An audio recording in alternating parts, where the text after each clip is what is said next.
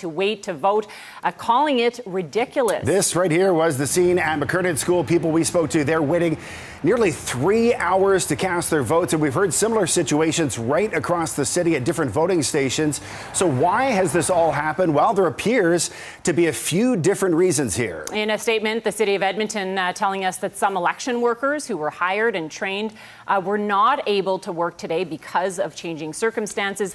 That means the city needed to deploy standby workers to fill in the gaps. Another reason for the delay this year is that all voters have to fill out a form stating your eligibility to vote. And this is taking some people some time.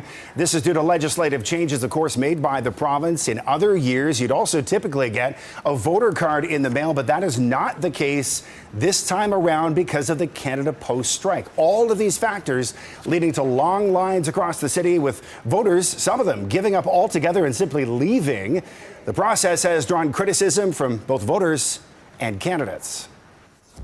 I've never had to wait this long to vote, and I obviously was going to stay because I think it's really important to vote, but it's really, I think, would discourage a lot of people from voting, especially people who aren't as passionate about local politics. A lot of people my age, like in their late teens, early 20s, definitely are less inclined to come out and wait for 2 hours if that's what it's going to take for them to vote, right? So I think it's going to impact the turnout for sure, especially with young voters. And we have reached out to the province for a comment on the legislative changes this year and how they have contributed to these delays. We have not yet heard back. Now, this could mean a long night as we wait for results, but that's okay. We're going to be here tracking the vote count when it does come in. Our global team is on the ground and ready to bring you reaction and analysis to the latest developments as they happen. Our coverage tonight coming to you on globalnews.ca and on our other streaming platforms. So let's set the stage with some of the issues voters have been considering as they cast their ballots this year. One of the biggest, of course, property taxes. There has been a lot of frustration about spending at City Hall and tax hikes that topped 8.9% last year alone. At the same time, many voters are unhappy over construction delays and cost overruns. The push to revitalize downtown is lagging, of course, with high commercial vacancy rates and ongoing questions over safety and social disorder. City Hall has also seen intense public debate over what Edmonton will look like, especially in residential neighborhoods, with citizens both lobbying for and pushing back against infill development and bike lanes. The discontent evident in recent polling showing Edmontonians have a desire for change, with 60% feeling the outgoing council was not on the right track. When the votes are tallied, there will be at least 3 new faces on council with no incumbents in those wards. But who will lead Edmonton's council? After a sometimes contentious 4-year term, Amarjeet Sohi's decision not to seek re-election leaves the mayor's seat open to 13 different hopefuls. So, what will the makeup look like inside council chambers, and who will be sitting in these chairs? We find out tonight. All right, well, here's another element that could lead to a delay in results tonight. Now, because of new provincial legislation, all votes are required to be counted by hand, so no electronic tabulators. We're talking hundreds of thousands of ballots here between those cast for mayoral and council candidates, and of course those for school board trustees. So counting is set to take 2 days, with the official election results expected to be made available Friday at noon. Now, some municipalities won't be releasing any results until then. But here in Edmonton, election staff will be releasing them as votes are counted. Our Quinn Oler is in studio with us all night long, bringing us those results as they come in. So, Quinn, we could be waiting a little bit for the first batch of data here, but what should we be watching for tonight? Well, we're going to be watching for a few storylines, Scott and Carolyn. First of all, we have 12 wards in Edmonton, and we also have, for the first time, parties playing in. So we have 2 parties in Edmonton that are really going to be showing their colors, if you will, the B or Better Edmonton Party and PACE. So Better Edmonton is running 12 candidates, one in each of the wards, and of course Tim Cartmell is running under that Better Edmonton banner as well. PACE has 9 candidates throughout Edmonton. Now we have the Edmonton 12 wards here. We're also keeping a really close eye when it comes to incumbents. In these 3 ridings, Nakota Iska, Sipawinawak, and Piesuen, they do not have incumbents coming in. Pihesuin is Tim Cartmell's former riding. There are 6 candidates running there, so we'll be keeping a close eye on all 3 of those south-southwest ridings. We also have a very large slate in the city of Edmonton. The least number of candidates on the ballot in a ward, 5. The most, 9. There are actually 2 wards in Edmonton that have 9 candidates. So we'll be keeping a close eye on those as those results come in, but we'll also be watching across the province. Calgary, Red Deer saying they're not going to release any results tonight, and some of the bedroom communities as well making that same statement, but we will have some results in areas like Strathcona County, Fort Saskatchewan, and down in Leduc. So we'll be keeping a close eye on those for the mayoral candidates out there, because they, of course, will be working very closely with the city of Edmonton. Scott and Caroline. Our Quinn Oler, a wealth of knowledge tonight. She has a lot of information crammed in her brain. All right, thank you so much, Quinn. Of course, the contest everyone is going to be watching so closely tonight is the race for mayor. There will be a new face in the mayor's seat with 13 candidates running for the city's top job. The candidates include 2 members of the most recent city council, 2 that served in previous councils, a former MP, and a pediatric dentist, among others. All right, we're going to check in on some of those candidate headquarters now. Tim Cartmell will be gathering with his Better Edmonton candidates and their supporters at the JW Marriott Hotel downtown. And that is where we find our Morgan Black tonight. Morgan, what is the mood like down there at the moment? Well, Caroline and Scott, I will tell you that it is much more exciting than it was when we talked earlier. They have now let everybody in. Lots of mingling in the crowd, and the Blue Jays game is also playing. We've had some cheers from that as well. Everybody knows they might be in for a long night, as the votes will take a little bit longer to count than normal. But people are feeling excited. They're, here to support Tim Cartmell. And this is a pretty familiar face in Edmonton. Since 2017, he's been a councillor in the Southwest. He's a former engineer and small business owner, and he's making that foray into a mayoral hopeful bid. He's the only mayoral candidate that is running a party, the Better Edmonton Party. He was at first hesitant about parties at the municipal level, but he since pointed to the fundraising advantages they provide and said the parties offer an opportunity for candidates to work as a team. He has described Better Edmonton as non-partisan. All of those candidates are joining him here tonight as they wait for the votes to trickle in. Cartmell earning support from members of Edmonton's business community because he's pointed to some of those platforms they like tax cuts for businesses, making downtown Edmonton safer, and prudent spending. So we are seeing a lot of those business-minded folks here tonight at the hotel downtown. And Cartmell is also saying that Edmonton is ready for change. He's sat on council for a number of years, again since 2017, but he's taken particular issue with this current iteration of council. He has had some choice words for them and said that he didn't really, feel that he fit in very well with them, and that's why he's running this party. He wants them all to act as a team, as he said, with voting. We haven't heard from Tim Cartmell yet. I think he's sticking behind the scenes until some of those votes start to roll in, but a lot of those members of the Better Edmonton Party are here tonight. We're watching them trickle in, and we're going to be chatting with some of them later in the show as well. Sounds great. All right, thank you so much, Morgan. And another front runner in the race is Andrew Knack. He's gathering with his supporters at Epic Market, that is just off White Avenue. And our Sarah Ryan is there as well. So, Sarah, what is the vibe there right now? Well, Scott, Carol Ann, there are quite a few people here already, including a lot of media, but probably about 45 supporters for Andrew Knack. We'll give you a look at them now. They include his parents and former longtime councillor Michael Fair. Now, everyone is eagerly awaiting those results that honestly they aren't sure will even come tonight with the new hand counting of the votes that the UCP introduced. Knack did pop in here earlier to speak to his campaign team. He appeared quite calm, saying he spent all day speaking to more than 200 undecided voters, trying to convince them he's the right person for the city's top job. Now, Knack is no stranger to campaigning, having been a city councillor in the West Edmonton riding of Nakota-Eastka since 2013. All evening long, there's been photos and videos displayed here showing Knack's community involvement at parades, festivals, and charity fundraisers. Knack has been outspoken in his opposition to political parties at the municipal level, something new this election. So he's running as an independent. He's also campaigning without what he calls big donors, telling me that he's running a very lean campaign financially. But one thing that doesn't cost money, well, that's door knocking and engaging with the public, and that's something that Knack has been doing an awful lot of. So now he and his supporters who are here tonight are just waiting to see if it all paid off. Scott, Caroline? All right, our thanks to Sarah Ryan at the Knack headquarters there.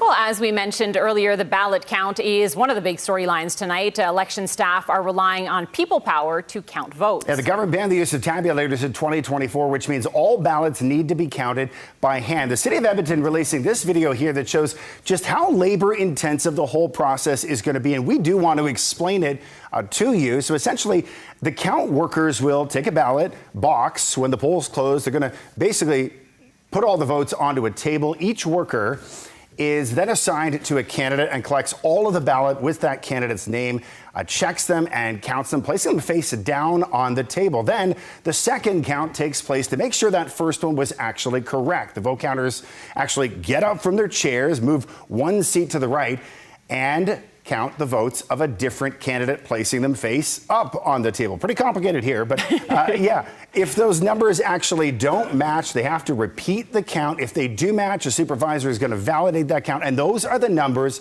that we're going to start seeing, hopefully very shortly here tonight, as they're released by Elections Edmonton. The preliminary count will be announced tomorrow. The official count won't be available until Friday. And remember, they do have to do this process for 3 different ballots: the mayor's race, city council, and school trustees. So a lot of work certainly happening tonight to get those votes counted. We should point out as well that despite the fact the full count won't be official for a few more days, we still will be able to project winners on tonight's broadcast based on the data that we do get from Elections Edmonton. All right, pretty complex. We can't promise that we'll be able to call all the races. It all depends on how close they are, of course, but we do have a team working diligently behind the scenes. They're in our ear, crunching those numbers, which will then allow us to project at least some of those winners tonight. All right, to talk more about this and some other issues, let's head over to Vinesh Pratap, who's hanging out with our political panel, a very astute group there with a lot of political knowledge. And Vinesh, you have some very familiar faces on that couch with you. Yes, Caroline and Scott, we certainly do. Let's introduce Benita McBride, who is with the Downtown Business Association, soon to be departing that role. We have Kim Krischel,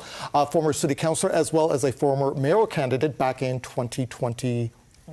There you go. And Doug Griffiths, who is the CEO of the Edmonton Chamber of Commerce, as well as having political experience at the provincial level. All 3 of you, thank you so much for being here. Thanks for having us. So let's talk about some of the frustrations in the lines right now, where people have to kind of register to vote, long delays. We've got a lot of people phoning into the newsroom, emailing us saying they're turning around and they're not voting. What do we make of all of this? Doug, let's start with you. Well, around North America, maybe around the world, we've seen some governments purge voter rolls and not trust electronic tabulation machines, and it has slowed down the process. But in those cases, it's politically motivated. I can't say any political motivation for this, but it certainly is creating a backlog. And the worst thing you could do is actually make it challenging to go vote. I mean, people are really busy already, and to say, yeah, I'll go at 7 and find out that they're still in line at 9 o'clock is a challenge, and actually deters especially younger people from voting. So, Kim, I want to ask you about that, because, I mean, this is a race, according to one poll from Leger, where, Knack and Cartmell were in the lead at 14%. So this could be a very close race. If voters, decide that they don't want to be part of the process because they're frustrated, what does this mean about the legitimacy of the next mayor if it is, in fact, a very close race? Well, I think that it's definitely going to call into question in terms of if many people had to leave because they weren't allowed in. So I believe that right now they're saying, if you came in at 8, you're allowed to still vote, but those lineups, how many people were turned away, could result in a number of complaints coming through Alberta elections, for example. Mm-hmm. I think that calling the entire election into question would depend on what we're looking at in terms of how close those votes are going to be. Right. But you could see a situation where we see a lot of lawsuits flying. Interesting. So it's going to be very interesting how this plays out, the questions that will be asked over the next several days. Oh, absolutely. Yeah. I also think people are going to be pretty upset over this whole process. So if I'm sitting in the provincial arena right now, I'm a little nervous about this. It's not going, I think, as planned. So, Panita, you voted earlier before coming on the panel. Take us through the process. What was it like for you? What were you hearing just talking to people, as they were trying to cast their vote? Yeah, it was very different than previous years. I voted at the same voting station for the last few elections. I'm in and out every time in 5 minutes or under. I think that's a common story that we're hearing around the city. I think usually we don't have this problem. It took us 45 minutes today, and I think we were some of the lucky ones. I was talking to one friend on the West End who was still waiting 75 minutes after she got to her voting station, and a similar story downtown. So it's really hard, and it's something each of us, I think, have talked about a lot, wanting to get a higher voter turnout municipally. It's always the lowest turnout for elections, and yet what happens municipally has the biggest impact on our day-to-day lives. So let's bring in the last number. In the last municipal election, only 38% of eligible voters cast their ballot. As people who are advocates of the city and strong observers of what's happening at City Hall, what's your concern right now about how the process is playing out? Anyone of you can jump in. My concern is that it already feels like whoever we elect, it's hard for them to claim that they have a mandate. Because if you only have 31 to 37% turnout, and then you're only winning with about 35% of those votes, which is I think what Mayor Sohi had, that's not a lot of Edmontonians that have actually cast their vote for you to be their leader. So it's really tricky when you're eroding that turnout, and then on top of that, you've got all these issues with people who did want to vote and did have a candidate in mind getting turned away, just like Kim was saying. It's really hard. Well, we're going to do a little bit more dancing because as we wait for the results, we'll get back to the panel shortly. Thank you for this first introduction. Let's turn things back to Scott and Caroline. Some great insight there on the challenges around the voting process there. Thank you. All right, we have some exciting news now. We are getting our first results in, not from the city of Edmonton, but instead a bedroom community in Fort Saskatchewan. Let's head over to Quinn at the results board with more on that. Yeah, Scott, we were not expecting results this quickly, so we do have some exciting news out in Fort Saskatchewan. We do have some numbers. Just 33% of polls reporting up in Fort Saskatchewan. Lisa Mackin and Jibs Abatoy, both councillors who decided they weren't going to run for council this time. They were throwing their hat into the ring for mayor. 64% right now with Lisa Mackin, just over 1,300 votes there, and Jibs Abatoy at 36% with just under 800 votes. Again, 33% of polls reporting out there. But as we've mentioned, there are several communities here who are deciding, with these new rules that we've been talking about all night, that they're not going to be releasing any results, some not until Friday. So we will not have any results from communities like St. Albert. We have West Broadhead running. He's a longtime councillor out there. Rick Dory, a local business owner. Scott Olivieri, actually on the Sturgeon Community Hospital Foundation, used to be out there. BK Singh Kang actually telling the St. Albert Gazette he wasn't actually going to run a campaign because of health issues, but instead he would still leave his name on the ballot. So we won't have any information from those communities. Another interesting storyline that we're watching out in Jasper, we already know who's going to be mayor for the next 4 years out there. Mayor Richard Ireland, actually after the fires, was acclaimed this time around. So as the community moves forward with that, the rebuild out in Jasper, he will remain as the leadership out there. We are getting some results out of our neighbors to the south. Calgary is reporting some mayoral results as we're looking here. Just 3% of polls reporting. But right now, the incumbent Jody Gondek is sitting in third behind Jeremy Farkas and Sonia Sharp. Jeremy Farkas and Jody Gondek have been at each other, I think, is the best way to put that in this mayoral campaign. They also ran against each other back in 2021. Sonia Sharp is also a incumbent councillor who decided to run for mayor there. So we are seeing some results out there. We'll take a little bit of results, just 3% out there.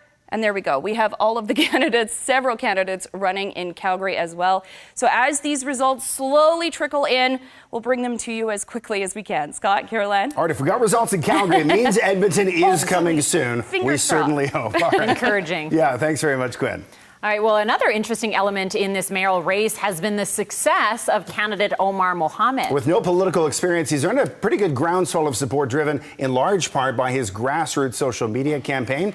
Our Eric Bay is at Mohammed's headquarters at Sahara Mediterranean Restaurant tonight. And Eric, it looks like there's already a party happening behind you there. Oh yeah, very much so, Scott, Caroline. We've seen from this group throughout the whole election campaign that they have a very passionate base here at Omar Mohammed's group here. And as you can see, I'll step outside now. We've got a whole group of crowd here that is ready to cheer on Omar Mohammed as he gets ready for this campaign to finish up. I mean, this is what we've seen throughout the entire campaign. This is Omar's first time ever running for political office. He's been campaigning for a year and been trying to attract this kind of engagement all throughout this campaign with his social media videos, and it's clearly worked with this base. He's pitched himself as a guy who is a difference in the current city council, and these people are here to see what we can do, and we're going to see now how these results come in and if that engagement he's had so far will work out into votes tonight. Omar Mohammed has had some very good shows in the polls so far, even going up to third in one poll over some council veterans. So again, there are people here who are ready and waiting to see how he will do, and if those polls will translate into votes here tonight. So we will continue to monitor from here, but it seems like this energy will not be going away anytime soon. Scott, Caroline? All right, thanks, Eric. I don't know, win, lose, or draw. I think they're still going to be having a good time there at Omar Mohammed's camp tonight. I remember that crowd when I hosted the mayoral debate. Oh, they were loud. Loud and proud, yeah. All right, here is yet another element that makes this municipal election unlike any other. A new legislation, also under Bill 20, allows political parties and slates on the ballot in both Edmonton and Calgary. Of course, this means for the very first time in Edmonton's City Hall chamber, it could be filled with councillors associated with a political party.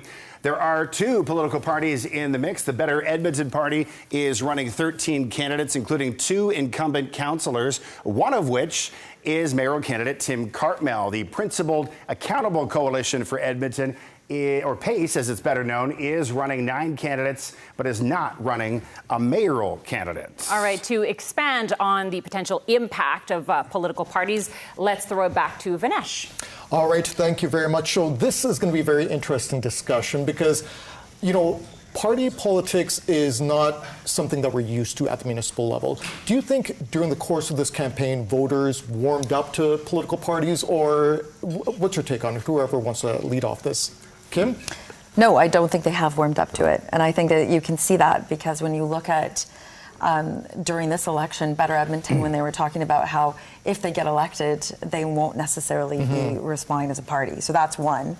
But I think that Edmontonians don't have to look far at other municipalities that haven't done well with party politics like Vancouver. Right, okay. And when we think about party politics in municipal, we also can look south and see what's happening there in general and how politics is becoming so divisive. So do people want that at the civic level? Most people at the civic level want their politicians to focus on the basics. They want to make sure the streets are operating. They want to make sure the snow is cleared. They want to make sure that utilities are reasonable and their taxes are reasonable. That's what most Edmontonians are interested in. So, Doug, I want to get your perspective because you understand how party politics works at the provincial level. As a former minister, do you think it can work at the local municipal level?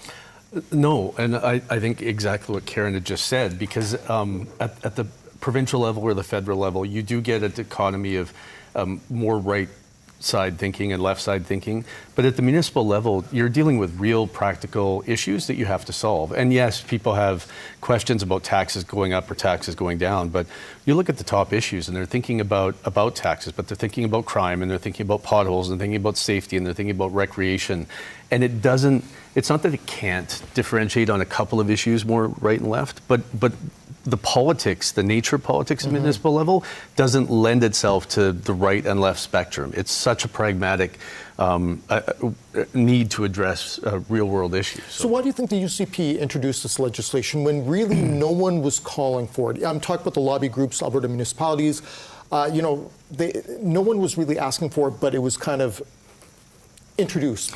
Yeah, I think I can speculate, but I think it's because they wanted to introduce some concepts of right and left and the discrepancies and the disparities, especially since taxes are a growing issue in Edmonton and Calgary and other places, and to maybe sort of help candidates differentiate themselves. And I think there was some practical intention with that. So, Panita, you spent a lot of time at council. Have you seen on individual elected officials both the right and left side of their decision-making process? I have and I haven't. Like, one of the best things about municipal politics is that there isn't that division. One outlet recently analyzed voting records on council and showed that Tim Cartmell and Andrew Knack voted the same 72% of the time. Right. And they excluded all the unanimous votes. So that's like on real issues where there was division, they were on the same side 72% of the time. So really what's been fascinating to watch, having worked with this council for the last 5 years and even a bit, with the previous one, all of the division, the sort of right versus left that's being painted out there is fabricated. Yeah. It's not real as to who these people are. I know all of these candidates very well, at least the three frontrunners. And it's been really confusing to watch how the party thing has played out, especially because talking to senior officials in the provincial government, trying to understand exactly that question. What exactly was the purpose here? How do you see this going? I don't know that the province really has a good answer. I don't know what they were really expecting. And I don't think we can expect to see these parties have any real effect on council once they're governing. It was really just about the campaign period. And so it's all very confusing. It is certainly left a lot of confusion, a lot of debate, and we'll see how it plays out. All right, thank you, panel, for this interesting conversation on a very interesting topic. Scott, Caroline, back to you. All right, thanks to Vinesh and the panel. Let's head over to Quinn now. Let's keep on this theme, this vein of party politics and how they could help shape the results tonight. Quinn. Yeah, we're keeping a really close eye on the party situation. In the entire 12 wards, Better Edmonton is running 12 candidates in the councillor race. Of course, Tim Cartmell, separate from that. Pace is running 9 candidates. An interesting story up in Tastawinnawak. Karen Principe is the incumbent up there. She's the only incumbent councillor besides Tim Cartmell who's running under the Better Edmonton banner. Fidel Omar is running under Pace in that riding, and just 5 running in Tastawinnawak. Actually, surprisingly, one of our smaller, I keep calling them ridings, they're wards. They're wards. We know what we're talking about. I think I've been doing too many provincial elections at this point in my career. Let's head also down to Tim Cartmell's ward. See, I did it right that time. Michael Elliott, the only one running under a party here in the Better Edmonton. This will be an interesting one to watch because of the connection with Tim Cartmell, being the councillor in this ward before, and there only being one candidate running under the party there. But again, a little bit of a bigger slate here. We have 6 candidates who are running to take over that candidate's seat. We're going to be keeping a really close eye on the party situation because if Tim Cartmell does become mayor, we're going to be keeping an eye on if the Better Edmonton candidates are also getting in as well. If we see 6 candidates in these wards then become a part of council, what does that mean for the next council when Tim Cartmell is mayor? Because then they will have that controlling factor if they decide to act as a party when they get into council, despite the fact that Tim Cartmell did in fact say that wasn't going to be the situation. They weren't going to operate as a caucus.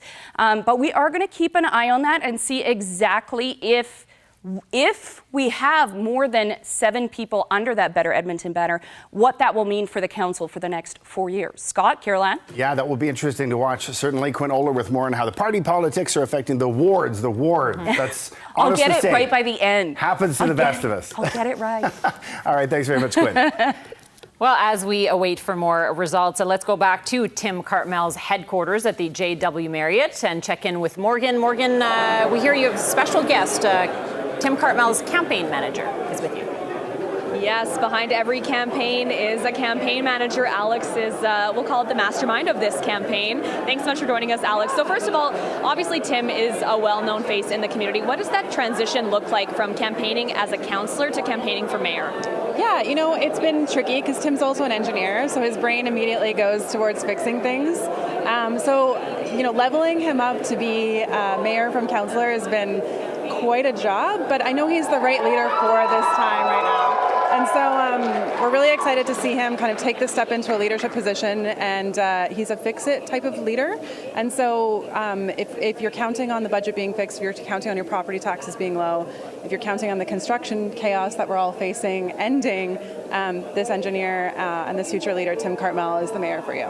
So Tim is the only mayoral candidate running with a party behind him. You've got candidates in all of the wards. How challenging is it when you're having to navigate, specific needs for wards while also trying to keep that party unity?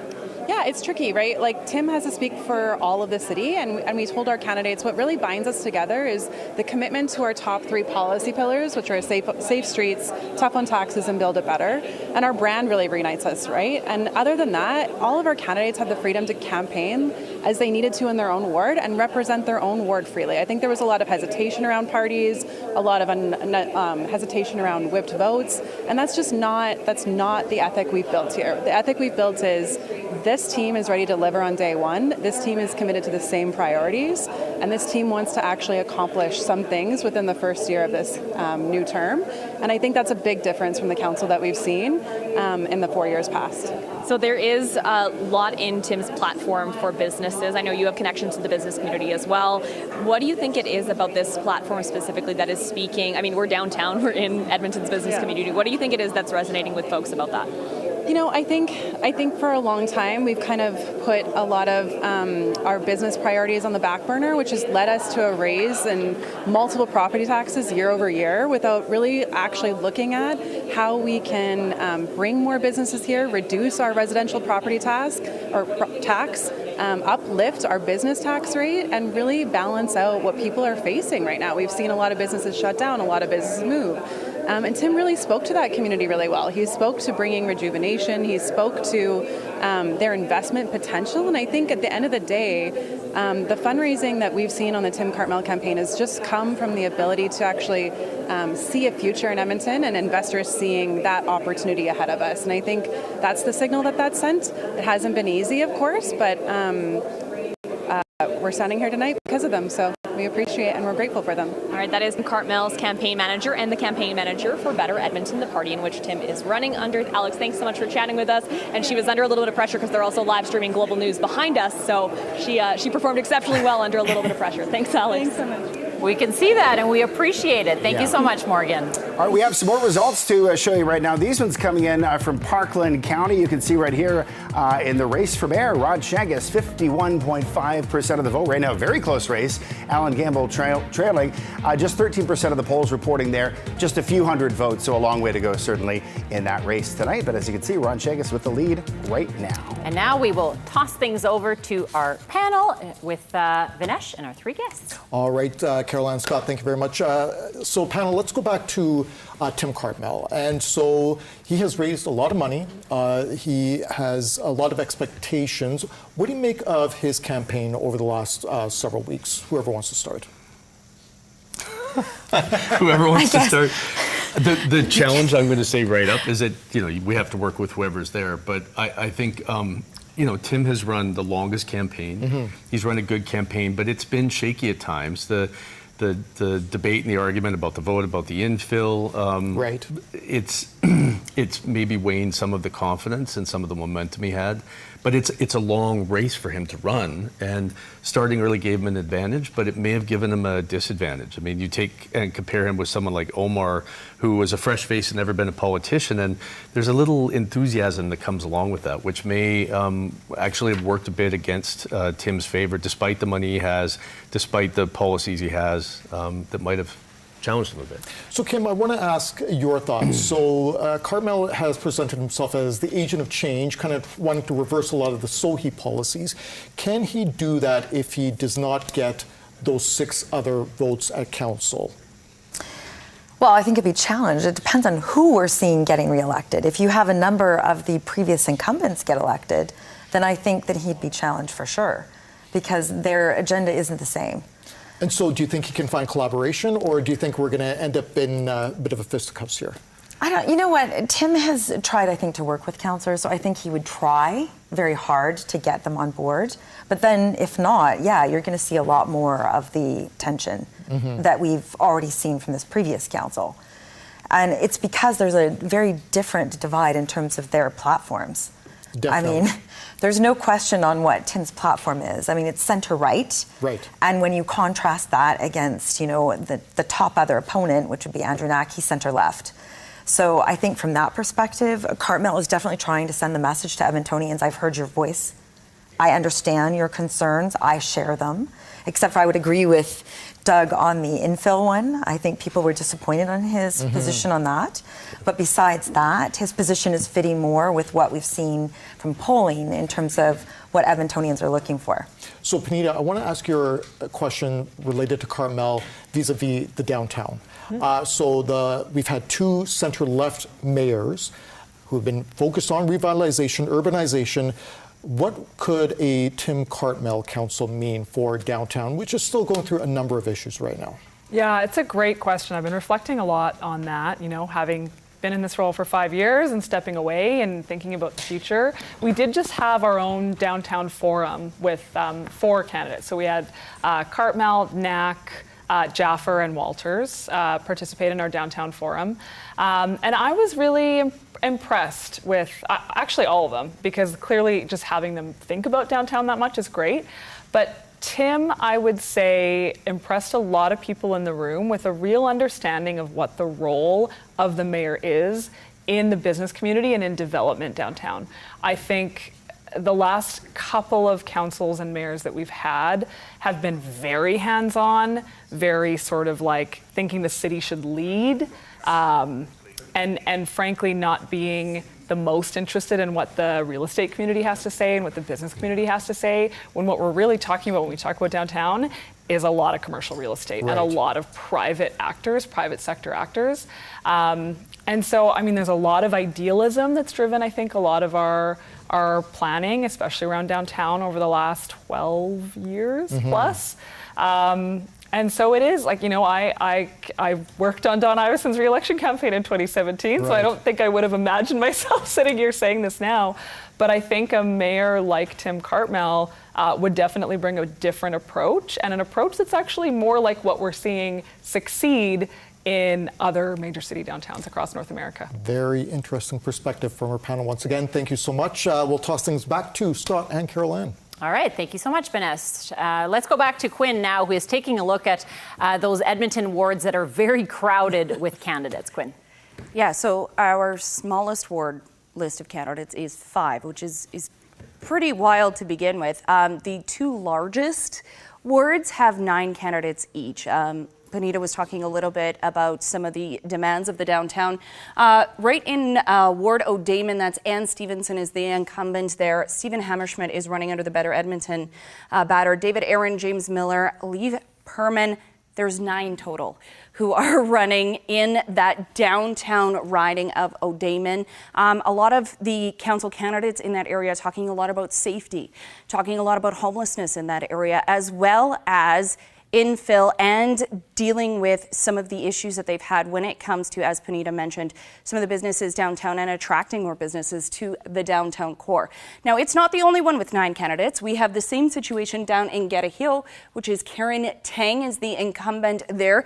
Jody Butter actually is a public servant. She's running under the Better Edmonton banner. That one's going to catch me as well. So we've got 2 already things that are catching me.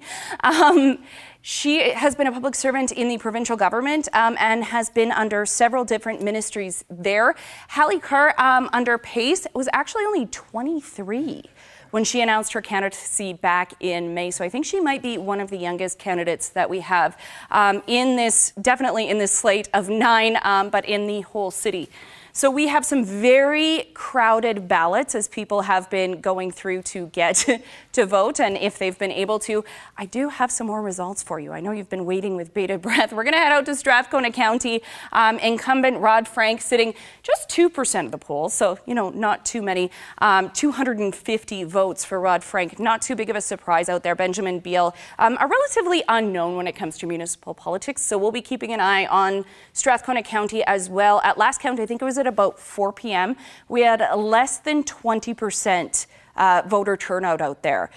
So we're going to keep a close eye on this, see if that voter turnout maybe went up after that 4 o'clock in those last 4 hours, but they would have to be a pretty big jump to see any real impact of the voter turnout out there. Scott, Caroline? That's for sure. All right. Thank you so much, Quinn, for those early results and the analysis. All right, we're going to head back to Sarah Ryan now, who's hanging out at Andrew Knack's headquarters at Epic Market. Now, these are obviously nerve-wracking nights for candidates, but they're also nerve-wracking for candidates' families. And Sarah, you're standing by with Andrew Knack's parents right now, so interesting to hear how they're feeling right now.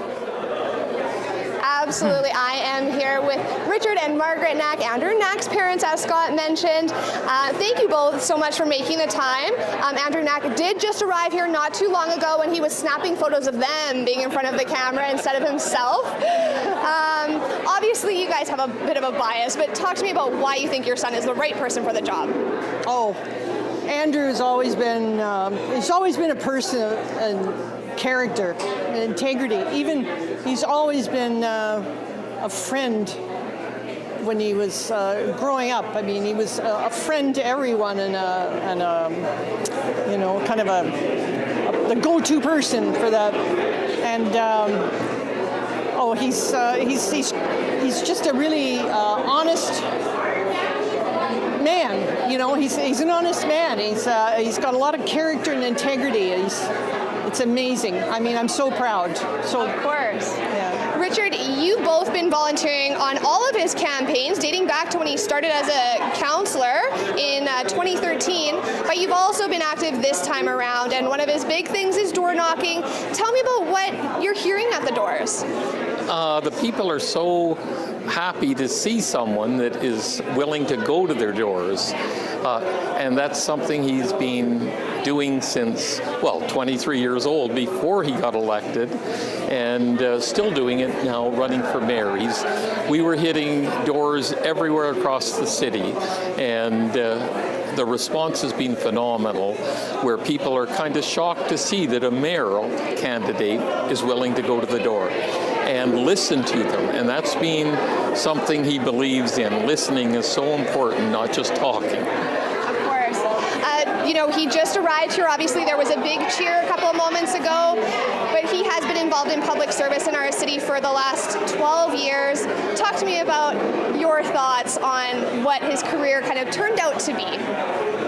Oh, his career, this public service career of his has turned out to be, I think it's just very meaningful because he cares so deeply about the city and especially those who are vulnerable. It's always been a soft spot in his heart for them, you know, and I'm just so glad to see that those are the things that he found most important, you know. He's empathetic, you know. Yes. Yeah. Very proud parents. Oh yes. Absolutely. Oh, so much. He loves what he does, and that's serving the people is what he really loves to do. Wonderful. Well, thank you both so much. We're going to send it back to you. Scott, Caroline? All right, thanks to Sarah and Andrew Knack's parents there. Love hearing those interviews on a night like tonight. It's not just about the candidates, the campaign teams. There's families behind these people, which is always nice to see. More an intimate look at the person, not just the politician. Yeah, very cool. All right, let's go back to our panel now and continue talking about Andrew Knack and the kind of campaign that he's run. Yeah, thank you so much, Caroline and Scott. Yeah, so let's talk about Andrew Knack, because he came in he said he was going to quit politics altogether and just give up the reins, but then he decided he's going to run for mayor. What do you make of his campaign and the vision that he has for the city? Doug, let's start with you. Well, I would say my perspective is that Andrew probably has the most everything is going fine, let's keep doing what we're doing kind of campaign, which is a bit ironic because he didn't have a political party. But Working Families was a non-political party that raised funds and endorsed 8 candidates, Andrew and 8 incumbents, actually, complaining that developers had run the city, even though those 8 candidates are incumbents. So I would say that it's probably a lot of status quo, but I mean, Andrew has talked about the importance of affordability. So, I mean, everyone's going to want to change something. And it'll be interesting to see if Andrew wins, what his campaign does, and the folks that were endorsed by working families do when they are incumbents talking about change. So, Kim, there have been a lot of promises made from Andrew Knack. Do you think he'll be able to fulfill his promises considering just how tight city budgets are and how strained core city services, some core city services are at this point? No, I think something's going to have to give. I mean, you just look at the transit situation. You've got 3 different LRT systems with the one that's going to be coming online. You're going to have more operating and maintenance costs. Like, the list is going to be huge, on top of all of the debt that they already have. I think they're going to be very hard pressed, and I think Andrew's personable. Like, he's real. You saw his parents getting interviewed. And so that is what's winning for him right now. I think his name recognition is there, but I think the challenge he's going to have is he is a nice guy. So when you're stuck with all of the difficult issues, I think that's where it's going to be very tough if he's elected. So, Panita, I see you nodding your head. What are your thoughts on a potential Andrew Knack mayor?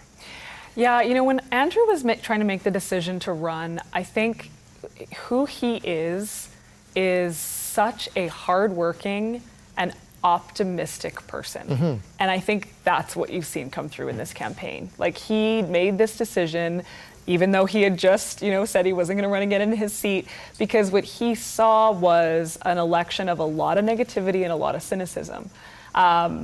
And I pointed out to him, and I think a lot of other people pointed out to him, that's because that's what Edmontonians are feeling right now. Right. People are not feeling positive about our city, about the state of things. People are feeling cynical. People are feeling negative. And so it'll be really interesting to see which narrative wins out ultimately today. Because his is, as these two pointed out, one of, we need to keep doing more of the same. Things are going to be good. Things are already good. He said that this is the best council he's served on, and he's served on three terms, 3 different councils. So there's that narrative. And then frankly, pretty much everyone else in the race who's a front runner is painting a very different picture and saying that change is needed. So now, will that change is needed vote be too split up among all these other candidates, and will we get an Andrew Knack mayor?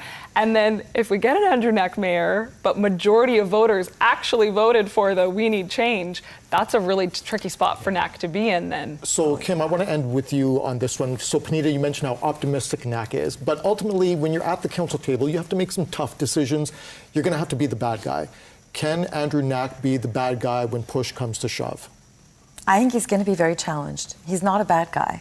Like, that is just the facts. Right. I think that when you're in the mayor's position, you do have to make tough decisions. And I think, I remember when Stephen Mandel was mayor, some people would complain about he would push. He was a pusher on issues. But I think that's what we need. We've spent a lot of money. There doesn't seem to be a lot of vision for how we're going to change the situation. And we need new jobs and new opportunities, especially when you start looking at our downtown. Well, from the private sector, that investment. Yeah. There's so many challenges. And then you look at the safety issues. I mean, we've gone many years of trying to solve that problem, and we haven't solved it. All right. We'll have to cut you off there. Thank you, panel. Once again, we'll toss it back to Scott and Carol Ann. Yeah, more great insight there into who Andrew Knack is. Thank you. All right, we're going to head back to Quinn at the results board. Quinn, I'm feeling jealous right now. Calgary has results and more coming in. Now we're still waiting for our first numbers here in Edmonton. And some interesting results shaping up in the mayor's race there. An incumbent might be in a bit of trouble. Yes, as you can tell by my map, this is no longer Edmonton. So let's head to the mayor's race right now. Jyoti Gondek, the mayor elected in 2021, sitting in 3rd place with 5% of polls reporting just under 2,000 votes for her. Jeremy Farkas and Jyoti Gondek have kind of been going head-to-head during this mayoral campaign. Jeremy Farkas actually sitting in first right now with 31% of the vote. I'm just going to bring up the results from 2021. So Jyoti Gondek coming in first back in 2021. Jeremy Farkas came in 2nd, and then over here, Jeff Davidson, who is currently sitting in 4th place right now, came in 3rd. Sonia Sharp, the only mayoral candidate in Calgary running under a party, the community's First Party is sitting in second right now with 27% of the vote. So right now, looking at these results, Jyoti Gondek not sitting in the position that she wants to be sitting in as an incumbent. We're going to be keeping a close eye on how this mayoral race plays out because, of course, Calgary and Edmonton working very closely together. Let's send it back to you guys on the desk. Scott, Carol Ann. All right, thank you, Quinn. Now let's take a look at Strathcona once again. We have Rod Frank, who is in the lead. He is the incumbent there, with 5% of the polls reporting. All right, let's check back on things at mayoral candidate Omar Mohamed's headquarters. Eric Bay talking to Omar Mohamed a short time ago, but with more on his campaign. Well, we're back here at the Omar Mohamed campaign party here on election night, and the man himself walked into a resounding cheers, and we're pleased to be joined by him now. Thank you so much for the time and having us here. You mentioned, obviously, this is your first campaign at all. Just what have you learned on the process as you reflect here on election night? I learned when you believe in something, you go for it. No regrets. That would be what I would say. If anybody wants to run for mayor of Edmonton, everybody should run for mayor of Edmonton. Now, I spoke with you back in May, and at the time you had mentioned you were doing a lot of stuff on social media, particularly some of those more humorous videos. You know, you were rapping about City Hall in your campaign, and you talked about wanting to get people engaged, and that was kind of the thought behind it, I guess. Do you feel like you achieved that goal throughout this process? Yeah, I absolutely do. We've had over 20 million views on all our social media accounts, and we've kept the engagement high, and I really feel that we're going to see a lot more people at the polls this year, hopefully to see that in the counts. And just on that, you know, how do you feel about your chances here as we sit here on election night waiting for the ballots to be counted? Well, I'm not really thinking about my chances at the end, but I do have to say I'm very proud of the team and proud of everybody for giving it the best we could. And we'll wait and see. We might see a big surprise here tonight. You mentioned obviously the entire campaign as you want to be a change from the current city council, you know, freeze taxes, focus on homelessness. Just how do you think that message was received as you're out at the doors and speaking with people throughout this campaign? I think it was exactly received. I think we hit all three major issues that Edmontonians had right off the hop, and I believe many of the other political candidates followed suit. So I think, you know, what the message was seen and heard, and we've talked to everybody, and we got those messages out there. Yeah, absolutely. Well, again, appreciate the time, Omar. Best of luck here tonight. Enjoy the evening, and we will continue to have more coverage from here at the Omar Mohamed campaign here on election night. All right, our thanks to Eric and Omar Mohamed. Love the green shades there. They got good swag at that campsite. Great like signs. That, right? It's good stuff. All right, let's go back to our panel now to expand on a hot button issue throughout this election campaign, which has been safety. Yes, it certainly has, Carol Ann and Scott. And I want to start with you, Panita. Social disorder safety. It's been a big concern in the downtown. What will the next council have to do? How will the next council have to tackle this issue? I think one of the most important elements of this is whose responsibility is dealing with the real meat of these issues. Is it the city or is it the province? Right. And two of our front runners have very different views on that. I think everyone understands that healthcare, mental health care, most social services, housing to some extent, those are provincial jurisdiction, supportive housing especially. But Andrew Knack has said pretty clearly on his campaign that he doesn't think we should just wait for the province to step up, that we have to as the city because lives are at stake. You know, our city is really suffering and people in our city are suffering, that we have to do it even if it's not our jurisdiction. Mm-hmm. And we will tax more to do it. That's kind of been Andrew's position. Whereas Tim Cartmell has been really clear that we need to hold the province accountable and that he believes he is the best person to work with the province to get them at the table to solve some of these issues. So there's very little truly that is in city jurisdiction when it comes to social disorder, and it's, especially if we're talking about solving the problems. Right. Policing is obviously a municipal jurisdiction, but the city council and mayor's only job is to fund the police. The rest of the governance sits with the police commission. So Kim, you know, when it comes to this issue, there is always a lot of pressure on city halls to tackle this because it's where citizens feel that, you know, they can have the direct say. Can the city take on this issue when it is ultimately a provincial responsibility, like Panita pointed out? No, I think it's actually... I was on a council where we introduced the 10-year plan to end homelessness. People remember that was Stephen Mandel's main campaign platform that he carried out. We focused on tons of housing, making housing affordable, hard to house housing. We were doing that back when I was elected, and I got elected in 2004. and was there until 2013. I'm sitting here today and we're still doing the same thing. It's clearly not working. I think that the province does need to step up. We've heard them talk about things, and I think that we've learned some lessons from what's happened in BC, for example, with East Hastings. And I would argue, if you're looking at homeless and social disorder and some of the problems we're dealing with, it is throughout the city. It is not just in the downtown core. It is in my neighborhood. It's in Windermere. I was out there, and it's everywhere. And so I think this is a combination of things, such as certainly drugs, which is an area the police could focus in on. But part of the social disorder is the fact that we thought there was a different way that we could approach it. And I don't think that's working. I think we're going to have to go back towards enforcement to a certain extent, with compassion, with understanding that those people, that percentage of people who are in a situation where they're harm to themselves and a harm to others, there has to be different services, whether that's settings such as has been talked about by the province, but we haven't seen happen, which are, we got rid of every mental institution and facility back in the Klein era. Do we need to re-examine how we can treat these people more effectively? And I think something's got to be done because it's affecting everybody. Definitely. So, Doug, I want to bring your perspective into this from a business perspective. Yes, this is happening right on the streets of Edmonton, but the onus is on the province. If the two sides can't come to some kind of consensus over the next 4 years, what will it mean from a business perspective in terms of attracting investment, growing the economy?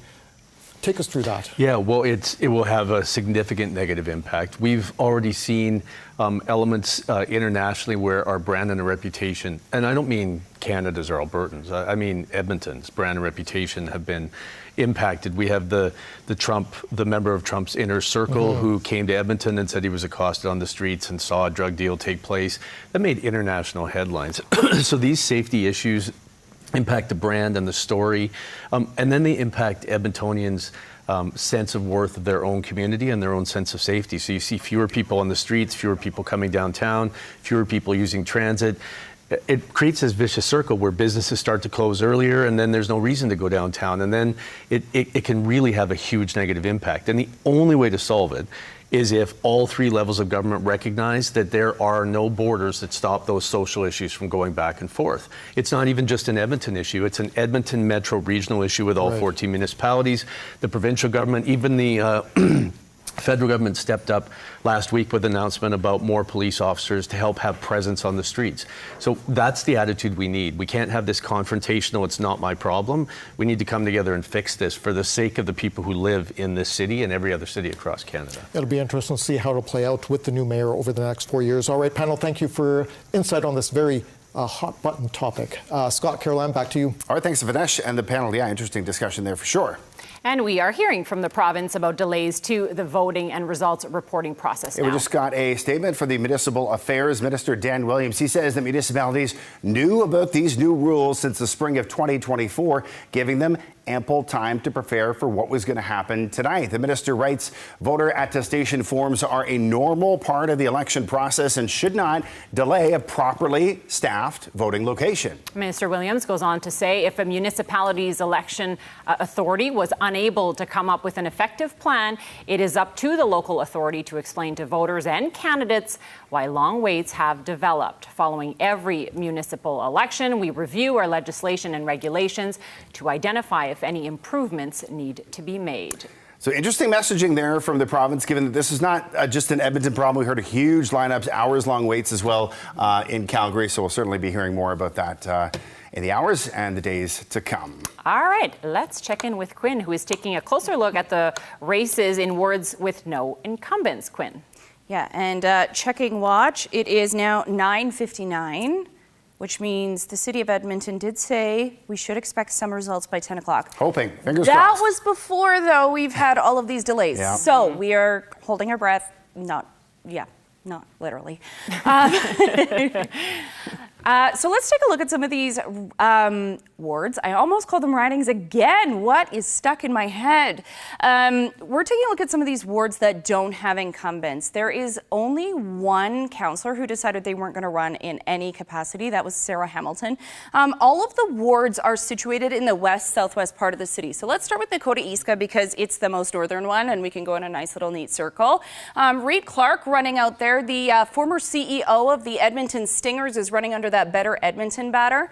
Diana Steele actually ran in the mayoral race back in 2021. Obviously was not successful in that. She's running under the PACE banner. I also just wanted to point out Raja Magay was a policy advisor for Andrew Knack. Now, Andrew Knack has held this ward, almost did it again, since 2013. So there is still a little bit of representation from Andrew Knack in this ward out of the 6 candidates that we have running there. If we head just slightly to the south, this is Sarah Hamilton's former riding. It is Ward Sipawinawak. Daryl Friesen running there. Interesting, he actually is a part owner of an Italian soccer team. You know, when you're doing your research, you find these like weird little tidbits. That was one of them. Ken Ropishin running under the PACE banner. Giselle General, this is not her first election. She's ran before as well. Roger Koch and Tuparma are running as well. Again, still 0% of polls reporting. We don't have any numbers yet.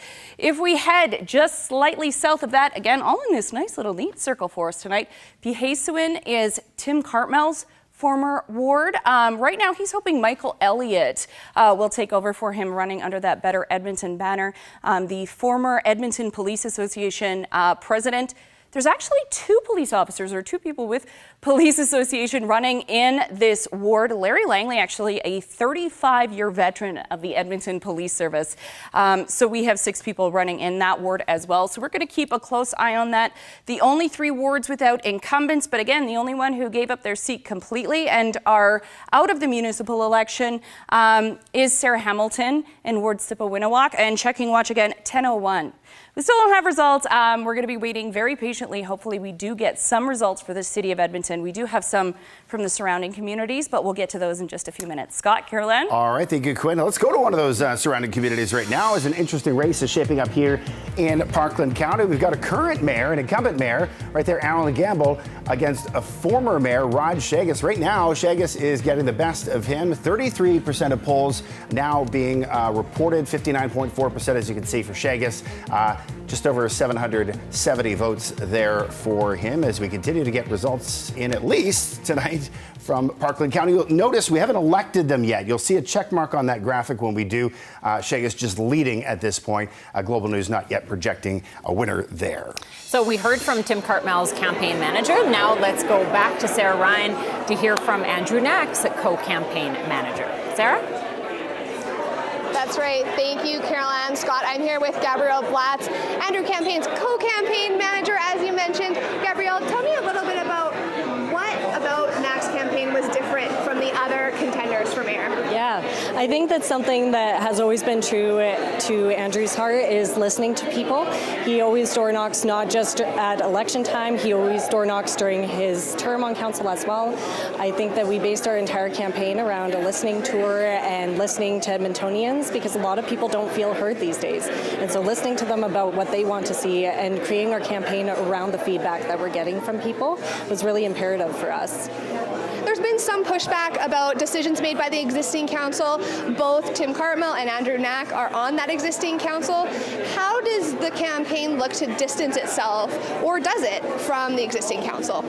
I think that that's included in what we were doing with the listening, is we're hearing that feedback from people about what they heard from their own council that they didn't feel was correct or they didn't feel like it matched with what their values were. And so we're just consistently learning about what those things were, and we're trying to figure out how we can better move on in the future on councils. Of course, we do have Andrew Knack here in the room, but tell me a little bit about how the team is feeling at this moment.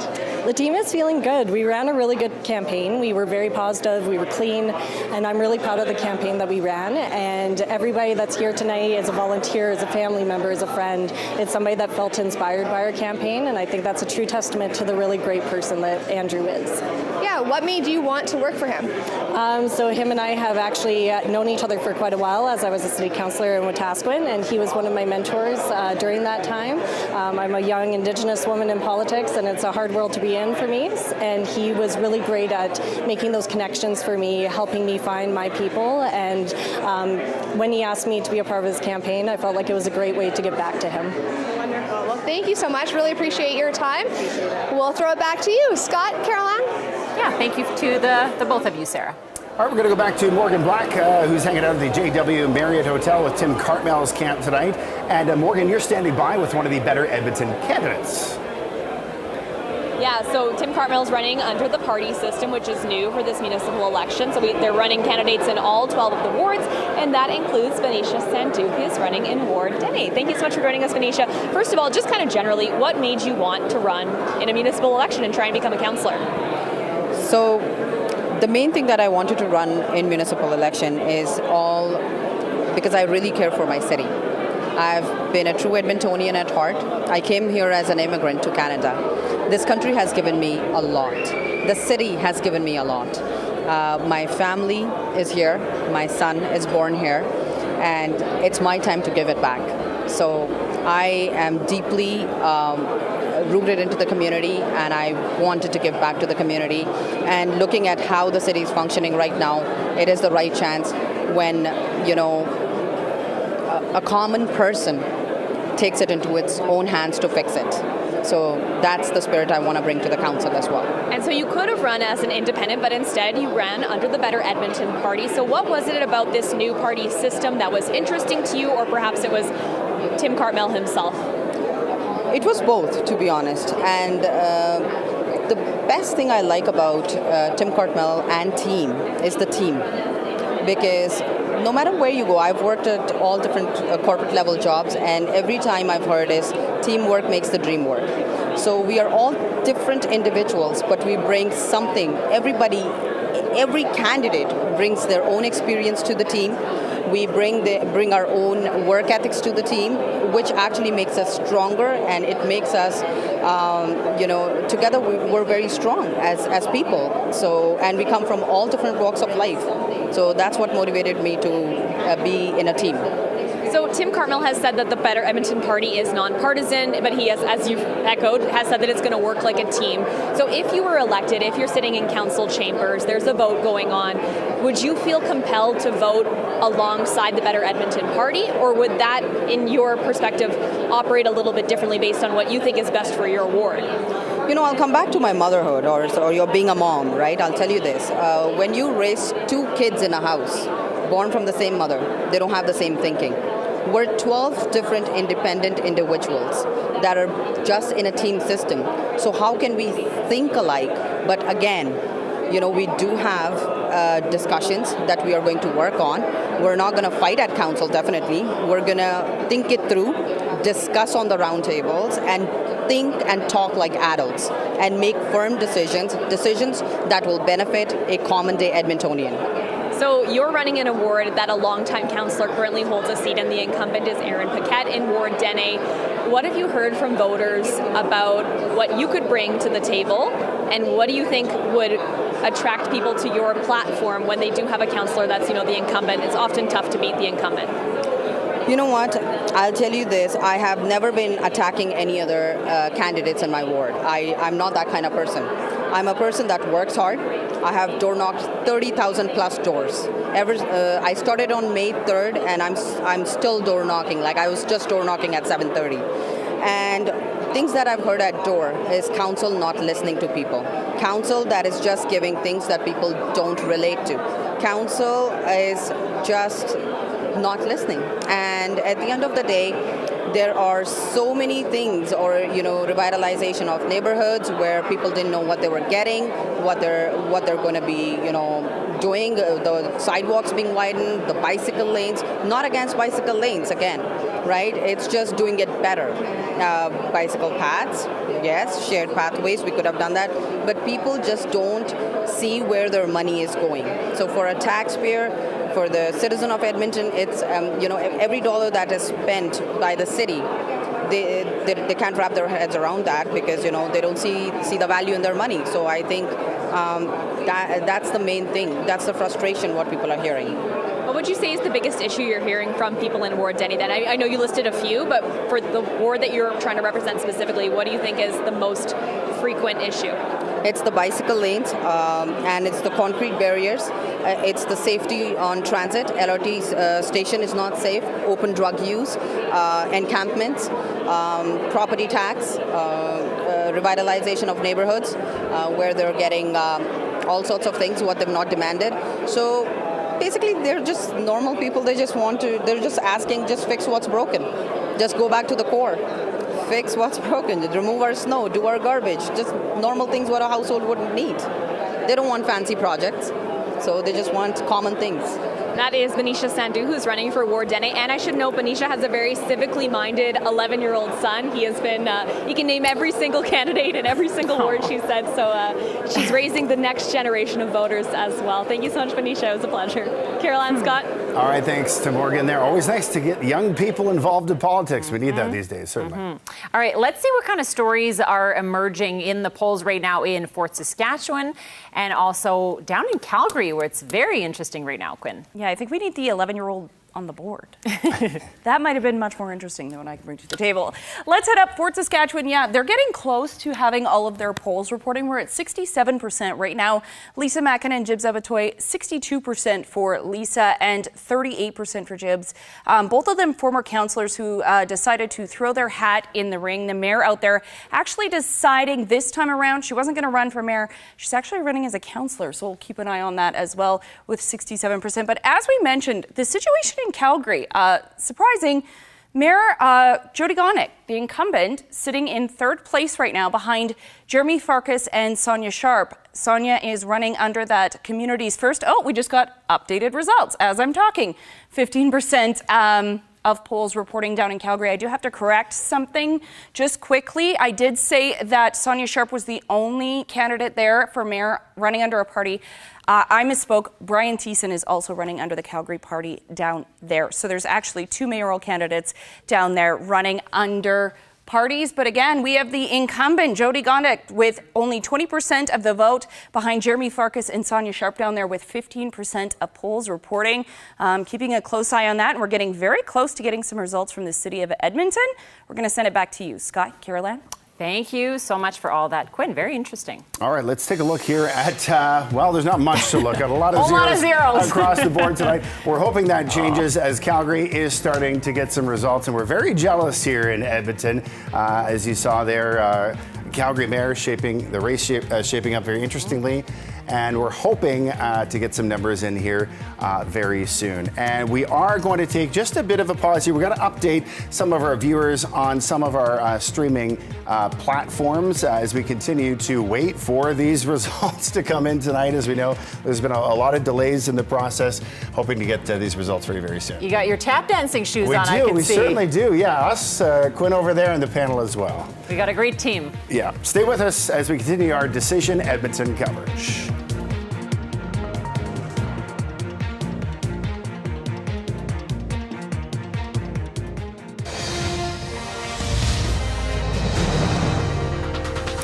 Good evening. It is a pivotal night for Edmonton as voters elect a new mayor, council, and school board trustees. And we are still, unfortunately, waiting to see any results here in the city of Edmonton. The story tonight, really, though, has been the long lines at voting stations, delays due to staffing shortages, procedural changes, and even a power outage at one of those polling places. Combine that with changes to how tonight's vote is being counted, and we are in for a long night as we wait to see who will lead our city over the next 4 years. Of course, you can continue watching our live coverage, Decision Edmonton, on all our streaming platforms, including globalnews.ca and, of course, the Global TV app. And we will bring you the latest right here on Global News at 11. We hope to see you there.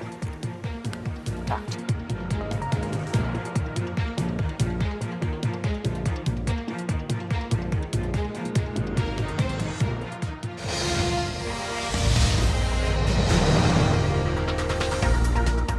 All right, so we know at Edmonton we are still waiting for results. We just saw zeros right across the board. But let's check in with Quinn, who's keeping an eye on the storylines tonight. Quinn, what more can you tell us here? Well, right now, again, we don't have any results coming in, but there is a couple of wards that we haven't touched on quite yet. So we're going to head down into Spomitapi, and that is Joanne Wright's riding. She's the riding again. I can't get it out of my head. Ward, eventually. I'm just going to say the name of the ward itself. Joanne Wright, the incumbent down there. Again, we have 0% coming in, but we do have both an incumbent and somebody running under the Better Edmonton banner in Harmon Gondola, and Steve Van Diest running under the PACE banner. And then there is 8 in Spomitapi, so another really large ward. A lot of candidates on the ballot there. If we head up into Dene, now we just heard from the candidate from the Better Edmonton party. She was down there with Morgan. That is Aaron Paquette's ward, the incumbent there. But this is another ward where we see both an incumbent and parties coming into play. Not as big of a ward when it comes to the candidates in this area. We've got 6 about there. So let's head into Métis, because we haven't talked about Métis either. Ashley Salvador is the incumbent there. Caroline Matthews under the Better Edmonton banner. Justin Thomas actually ran for mayor. I believe it was back in 2017 as well. So there is a large number of people in this ward with municipal politics experience, or at least election experience. So we'll be keeping an eye on Métis as well. But again, we have 0 results. They did say around 10 o'clock, so we're a little bit past that. But okay, and we saw all of those delays. We saw all of the voting delays. So we're going to cross our fingers and count to 10, and hopefully, magically, we will start seeing some election results over here, Scott and Caroline. All right, Quinn. Yeah, we're in the same position right now as the viewers at home, just waiting for these. Initially, the city said, maybe 9 o'clock we get some results. Then it was 10 o'clock. Here we are, 2 hours and 16 minutes after polls closed. Still waiting for those first results here in Edmonton. Nothing we can do. Nope. But we can throw to Eric Bay at Omar Mohammed's headquarters at the Sahara Mediterranean restaurant. The party seems to have been has toned down a little bit behind you there. A little more subdued. Yeah, we've kept him a little quieter for this hit. Actually, Omar Mohammed just addressed the supporters here at this gathering about 10, 15 minutes ago or so here. Really thanking everybody who's contributed to the campaign and everybody who came out and gave such sort of a passionate speech and action overall throughout this campaign. A lot of comments about all the work that has gone into it. Again, as we've talked about all throughout the night, he's done a lot of work throughout on social media trying to build up that engagement. And the message to people here tonight was that he feels like his message, no matter win or lose, has resonated with voters, with people, and he believes that the message of change that he ran on, hoping to change some of the decisions that have been happening at City Council, will be brought forward here throughout. But again, still waiting on these results, and he's had a few different messages for people throughout this campaign. No matter what tomorrow brings, I am proud of this campaign, proud of this team, and proud of every Edmontonian who believed that one person, one voice, one community can make a difference.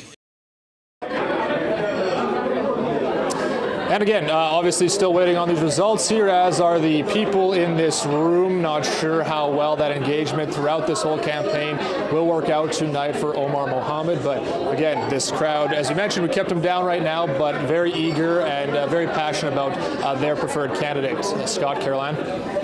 That's for sure. Thank you so much, Eric. All right, we do want to let our viewers know at home, we have reached out to Elections Edmonton to try to find out what this delay is all about, what is happening behind the scenes. We have not heard back yet, but we'll get that information to you as soon as we do. For now, let's go back to the panel. We heard them talk about safety, but let's also talk about property taxes now. Yes, Caroline, Scott, this is always a hot button issue. I remember covering many tax debates over at City Hall. And, going to a Leger poll from October 3rd, according to top voter interests or issues, lowering taxes is at 42%. So I want to, ask the panel, Kim, let's start with you. You were at that table. How realistic is it to lower taxes at City Hall, considering, they're dealing with the same inflation issues we all are dealing with? I think it's challenging, but actually I go back to a council way long ago when Jan Reimer was mayor. Mm-hmm. Many people don't realize this, but she reduced taxes big time. Right. So I think it's possible. I think that the challenge for this council is just the amount of debt that they have. So they're servicing the debt quite significantly. They have a lot of infrastructure challenges that they have to deal with. And so when they start looking at cutting, which is what I believe they're going to have to do, they're really going to have to start looking at city services, city administration, and what they've done there. But if you think about it, the last time we did any cutting was back in 1997 with Bill Smith. Well, that's almost 30 years ago. Yeah. Okay, so Doug, I want to bring you into this conversation here because, I mean, it's always been a keen interest from the business community to see lower taxes, especially that industrial tax base. You know, we're hearing from all the candidates, we need to grow the industrial tax base. How realistic is that without, you know, I mean, considering just all the challenges the city faces and the competition from right outside the city and the region? Yeah, I think it's quite a challenge. What would probably be more realistic is freezing the tax rate increases to catch up and manage the situation.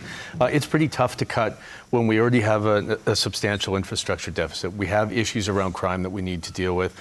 Commercial tax rates are already too high. Industrial tax rates are too high.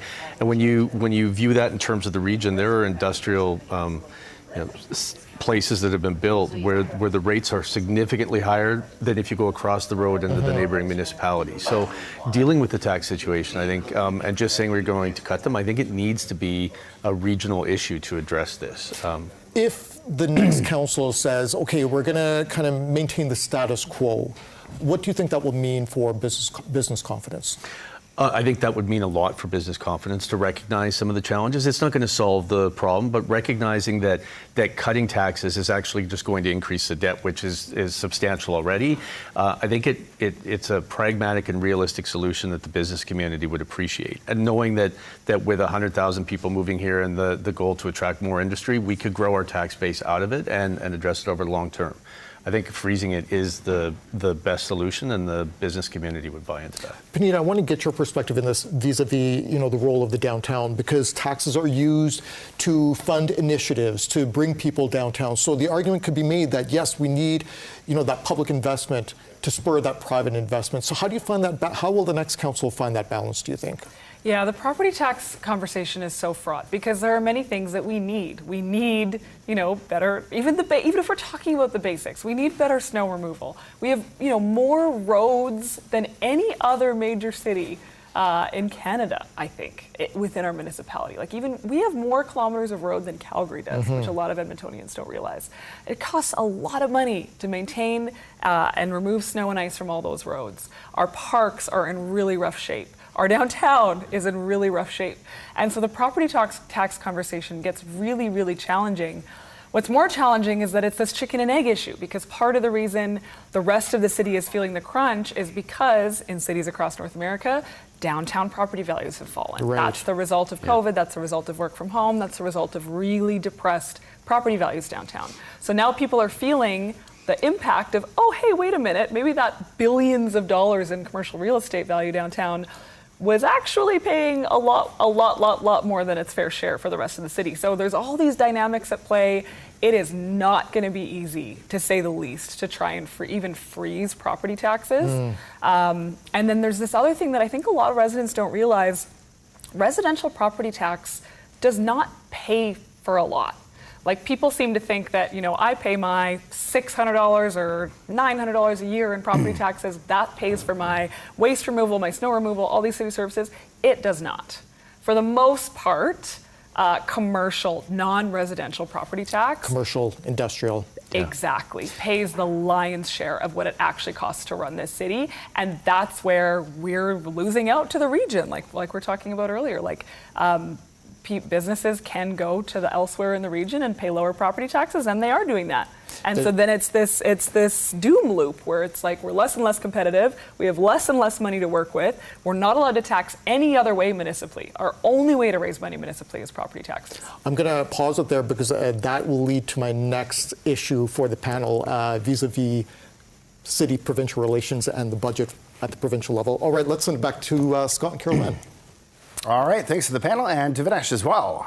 All right, and now we have actually received an update from Edmonton Elections when we asked them why results are taking so long to come in. And it sounds like they're still waiting for the last polling stations to close. So really no surprise here after all the voting delays and headaches that we've been hearing about. So Edmonton Elections says it's wrapping up the closing procedure at a few final voting stations. Edmonton Elections has started counting ballots at least, and will start releasing results after all ballots have been cast. We got the phones out. They keep buzzing with information here, so we'll keep you up to date as much as we can here. Let's go to some more results here that we are getting in from Parkland County, and lots more polls they're reporting. So 58% of the polls reporting now. And once again, as we mentioned earlier, this is sort of the race between two different mayors, Alan Gamble being the incumbent mayor and former Mayor Rod Shaggis, and he is in the lead pretty considerably at this point, 58.5% of the vote at this point in time. Just over 1,500 votes there for Rod Shaggis. Okay, let's bring Quinn back into the fold and talk about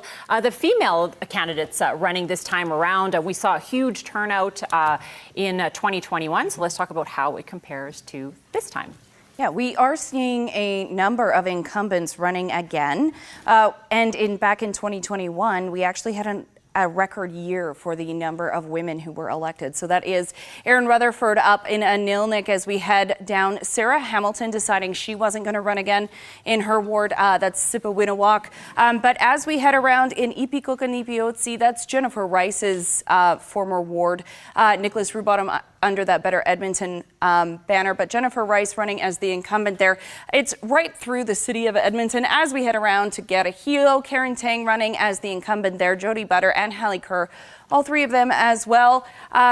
And then if we head into Spomitapi, that's Joanne Wright is running as the incumbent again. So we are seeing a lot of women who ran it back in 2021 throwing their hat back into that race.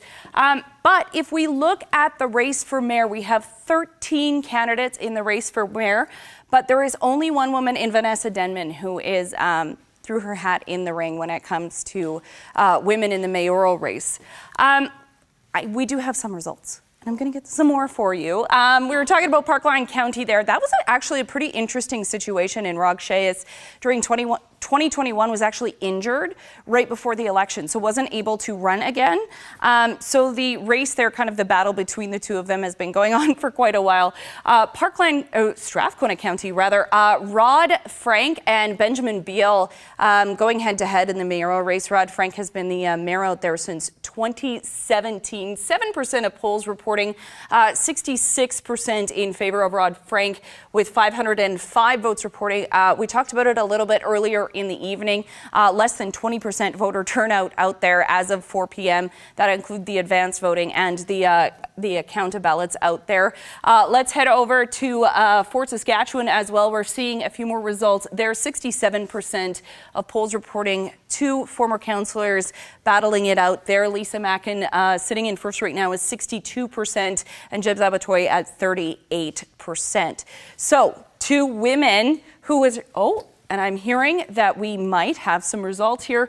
I'm just going to pop in. Oh, no, we don't have our mayoral results just yet. We're going to keep our fingers crossed. We did hear from Elections Edmonton there. So hopefully we do see some results. We got a little excited in the control room, but we're going to keep waiting. So close, so close. We're excited here on the desk as well, Brandon. We cannot wait kind of jumped up to finally be able to report. We were all excited. These initial results. All right, thanks very much to Quinn. Oh, we have some results. Stop. Oh, there we go. Well, let's stay with Quinn now. Let's stay with Quinn. 1% of polls reporting right now. Andrew Knack sitting in first with 377 votes. Tim Cartmell with the Better Edmonton. This is kind of what we expected to see happen, especially we only have 1% of polls reporting, so still very, very early. Omar Mohammed actually in third right now with 15% of the vote. Michael Walters with 8%, about 80 votes counted so far. These are the first results of the evening that we are getting for mayor. This tells me that we are going to start expecting to see kind of this flood because they have been counting, but we're just waiting to release those results until those final votes actually were cast, Scott and Caroline. We'll just do a quick wipe through. Raheem Jaffer, Tony Katerina, Vanessa Denman, and Ronald Bingsley Jr. Yeah, see very early 5 votes there, so we're going to keep a really close eye on that, but Fingers crossed, this means we're getting results, guys. All right, early moments, but we are getting some. Nice to see. Thanks very much, Quinn. Yeah, well, speaking of Andrew Knack, let's go back to Sarah Ryan, who is hanging out with Andrew Knack's supporters tonight. And you've got former councillor, longtime councillor, very colorful, Michael Fair with you right now. Sarah. That's right. That's right. Thank you, Scott. I am here with Michael Fair, 15 years on City Council. Michael, tell me a little bit about just your reaction seeing those first polls coming in. Well, it's exciting to see actual numbers at this point. And hopefully it will be much the same as it moves through the evening.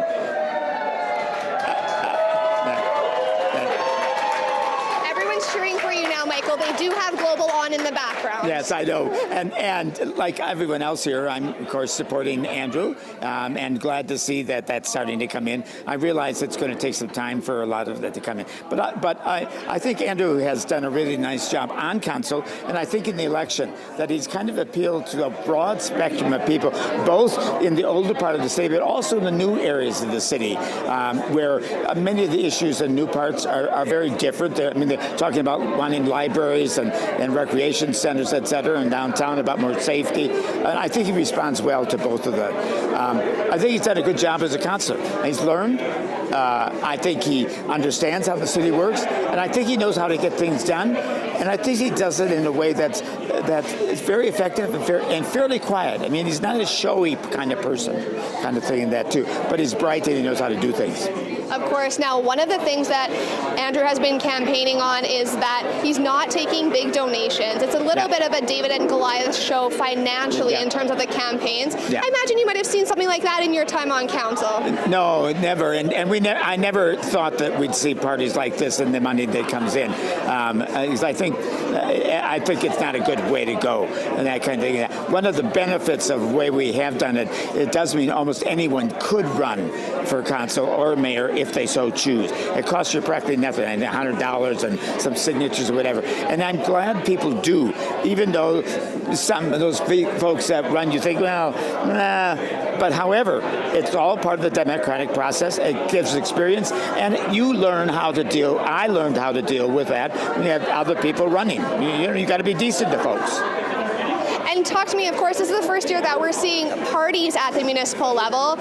Andrew Knack running as an independent. Why do you feel that's important, or why do you think it's important to his campaign? I think it's as he has said, and some others that are running independent, they're really there for the people, not the party. And I don't think there's any room for a party. There's no need for it. I think that we do fine with the elections the way they are, kind of thing, and that. And people are independent. Every one of us, including myself, I had to do everything and vote the way I thought was best. Kind of, no one could tell me. No party was there to say we want this or that. And you had to work to get 7 votes, that majority, kind of thing. That it's a challenge, and I think Andrew does that well. Absolutely. Well, thank you so much, Michael. We appreciate your time and your insight, especially with so much experience at City Hall. Back to you, Scott, Caroline. All right, thank you, Sarah, and thanks to Michael Fair. Always great to hear from Michael Fair. Let's head back over to Vanessa and the panel now. We finally got some numbers to talk about here, guys. Yeah, we do. Okay, so let's talk about the numbers. I mean, they're still very early. It shows Andrew Knack here at 39% of the vote. Just some initial analysis, I guess. What do you make of it? I mean, I know it's still very early on in the process. Kim, let's start with you. Well, one of the things I'm curious about is what polling station is that? I'm thinking it's more the north side, because you're seeing Katarina at 5% and Mohammed he was at 15%. Right. Whereas I know, for example, Cartmell isn't as well known in the north, so that's why I was wondering. The 5% for Katarina tells me I think it's a north polling location. Mm-hmm. So you're going to see differences where we see polls coming in. Okay, so Doug, your perspective on this, because I mean, different quadrants of the city have different thoughts on who should lead the city. So what have you been hearing out in the community, in the business community? They do. I think, depending on the community, you're going to get different results. But so far, this reflects a little bit of what I thought was going to transpire. There was a lot of conversation in the business community about having multiple business-minded folks who were going to talk about taxes and about the economy and about those sorts of, slightly more to the right issues, splitting the vote, and that Andrew might walk up the middle. And this seems to reflect a bit of that, the other candidates splitting the vote and Andrew taking advantage of it. Mm-hmm. So, Panita, What's your take on it right now? Yeah, I mean, 1% of polling stations is really hard to Pretty react early, to, right? but I don't think any of us are very surprised. I am surprised to see Omar Mohamed's numbers, to be honest. You know, this whole thing, I was remarking earlier on the amount of coverage we're doing tonight of his campaign. It's a real underdog story. Like, I don't think a lot of people expected in the earlier days to see someone with, you know, no political experience coming up in the top 4 in our early results. So we'll see what happens there. You know, talk to us about that underdog kind of momentum, you know, because I mean, there was, 60% of Edmontonians felt that the city is on the wrong track. Do you think, you know, Omar has been able to capture kind of that frustration, so to speak? Yeah, I mean, it is a challenge. Like, you know, if you look at Tim Cartmell, Michael Walters, especially, campaigning on the idea that, you know, we need change, that are appealing to voters who think that the city's gone in the wrong direction over the last term or two. That's hard for an incumbent. You know, Walters has taken a break, but he was a councillor very recently. That's a hard message for an incumbent to carry, but it's a lot easier for an outsider to carry. And I think in the early days, you know, for political insiders, I'll say, people assumed that Rahim Jaffer would be the person that would capture that sort of outsider energy, and that would be where people would go if they want a real new mayor that isn't someone from the previous council or, you know, 2 councils ago. But it seems like, and we'll see, again, this is really too early to meaningfully react to, but it looks like it might not be Rahim Jaffer who's that outsider in the front running. Kim and Doug, I kind of want to get your perspective as both with political experience. You were, you know, young and fresh-faced, you know, wanting to change the whole world. What's the difference between the promises you make on the ground as someone starting out in politics versus the reality once you're in the system? Who wants to go first with that one? Look, I had an advantage. I had worked for Larry Langley as an executive assistant. Yes. And so for me, it's interesting to see Larry Jr., for example, running. Good luck to him. But the reality was, having been in EA, I had a list of things to accomplish. So I knew going in exactly what the job was. So that was different for me. Now, I was the youngest at the time. I got elected at 38. I remember, yes. And it was an interesting experience. But you're more optimistic, that's for sure. I was saying earlier that as you get older, maybe you get a little more, unfortunately, negative in your outlook. But I still have positivity about Edmonton. And so, yeah, Doug, I mean, Omar has tried to be running this positive campaign. Is it a realistic campaign, you know, when push comes to shove at the end of the day? Well, ultimately, that's up to the voters to decide. I mean, I was 29 when I got elected. I was the 6th youngest MLA in the history of the province. The interesting thing was I had no idea what I was doing, and I learned a lot. But I also, every time we had a debate or discussion, people would say, no, we can't do that. And I was the only one that said, why can't we? Right. What's stopping us? So you need a balance between people who know what they're doing and some of that fresh eyes. And maybe a bit of Omar's popularity right now, that surge, is that you don't get new results by using the old ways of thinking. You don't get change if you bring in, and Panita's right, the other candidates, whether they were just on this council or they've been on council before, maybe it's the fact that enough Edmontonians to get the numbers up like that are starting to say, well, I want a fresh face. I don't even care if you know what you're doing. I want you to start to ask some questions we haven't asked in a long time because we forgot we could. Yeah, just an outsider who wants to be in, and take it from there. Okay, panel, thanks again for your perspective on this. We'll be back very shortly. Let's toss it back to the desk. All right, thanks again to Vanessa to the panel. Great insight once again. Thanks, everybody. And now let's go back to Quinn, who has some more council results. I just wanted to mention we've been talking about ages tonight. Hallie Carr, who's running in Garahio, just 23 when she announced that she would be running under the PACE banner. So we actually have a few results coming in for councillor. Let's head up to Testawinawak. That's Karen Principe is the incumbent there. She's the only incumbent running under that Better Edmonton banner as a councillor. 48%, just over 1,300 votes for Karen Principe right now. Jennifer Port sitting in second. She's an educational assistant.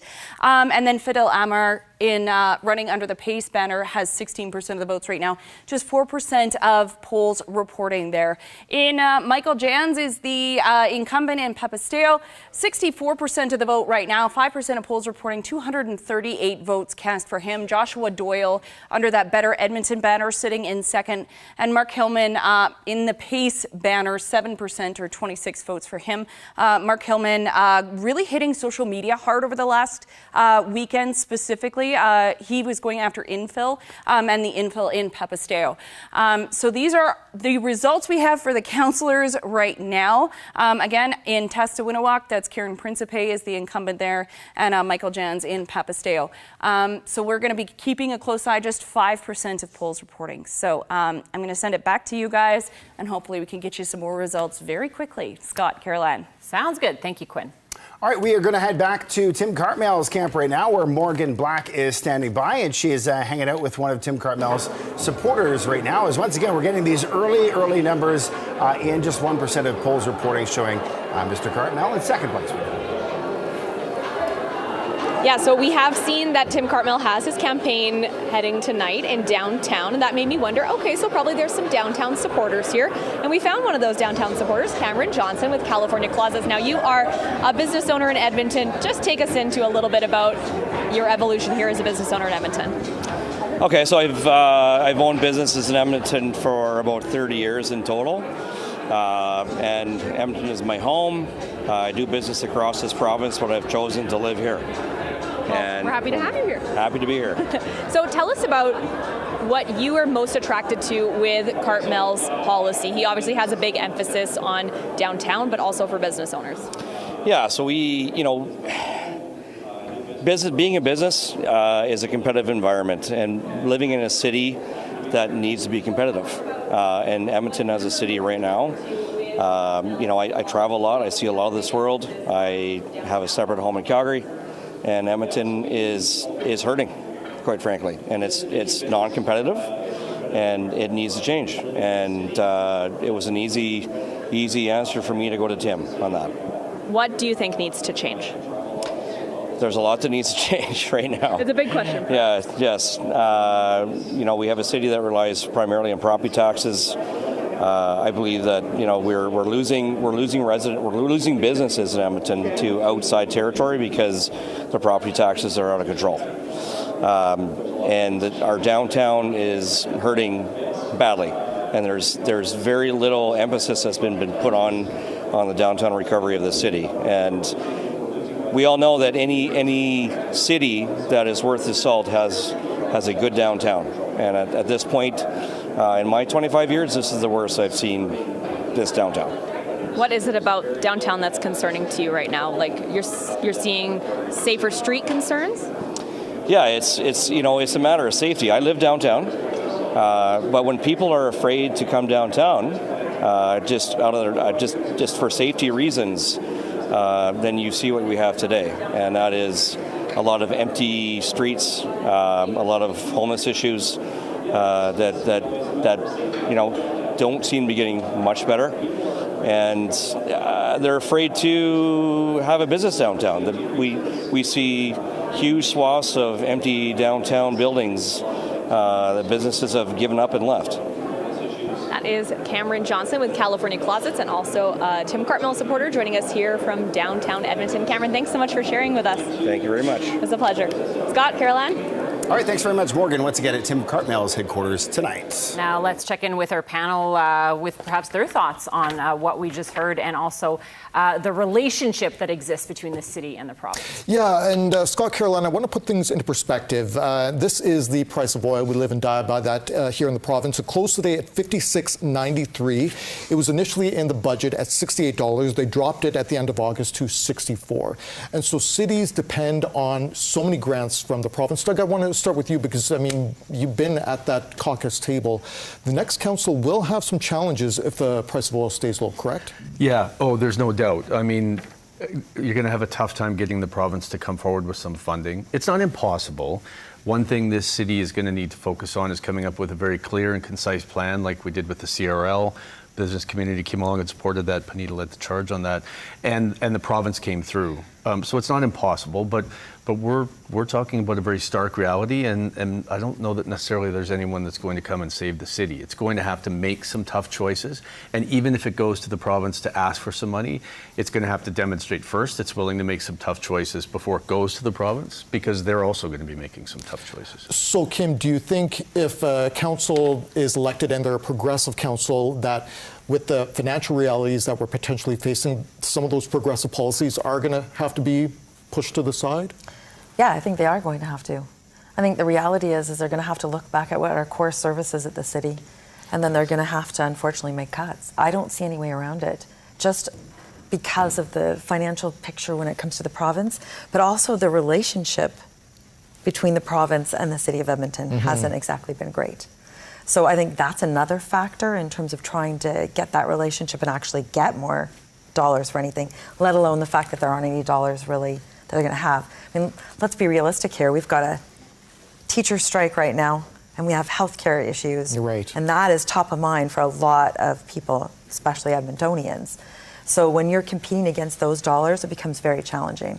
So, Panita, how do we then, move forward on some big vision projects? How does next council do that, considering some potential reality checks that they might have to face? Again, when I say big vision, I'm talking about that downtown revitalization.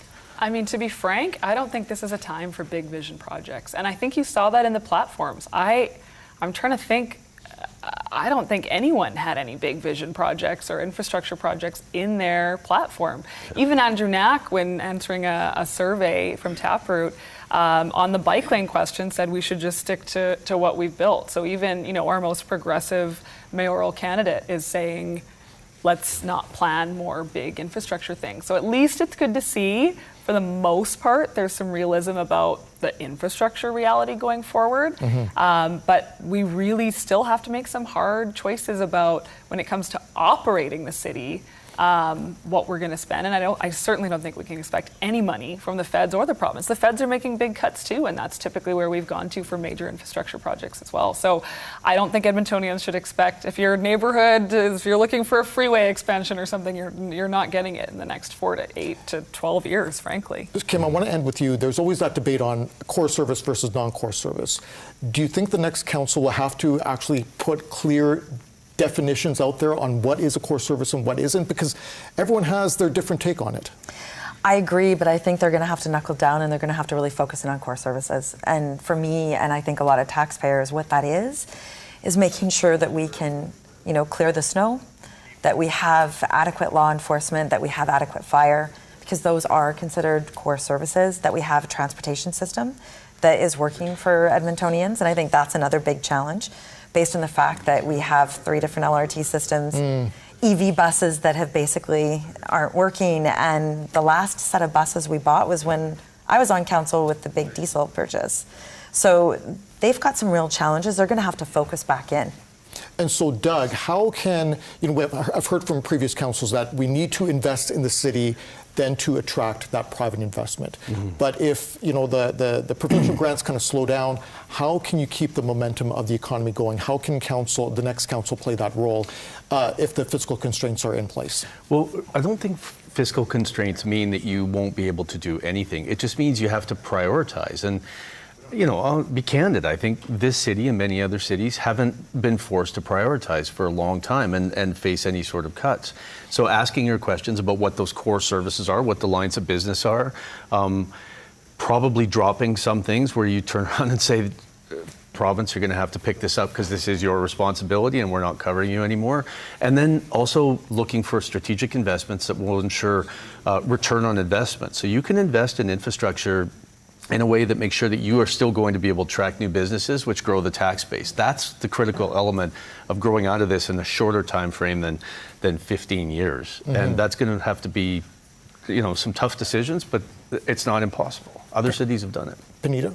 Yeah, on your question about downtown when it comes to, the difficult fiscal situation, that's why the CRL, the Community Revitalization Levy extension that Doug mentioned, that's why that was so important. So we've now locked in that $400 million that we're able to borrow against future tax uplift.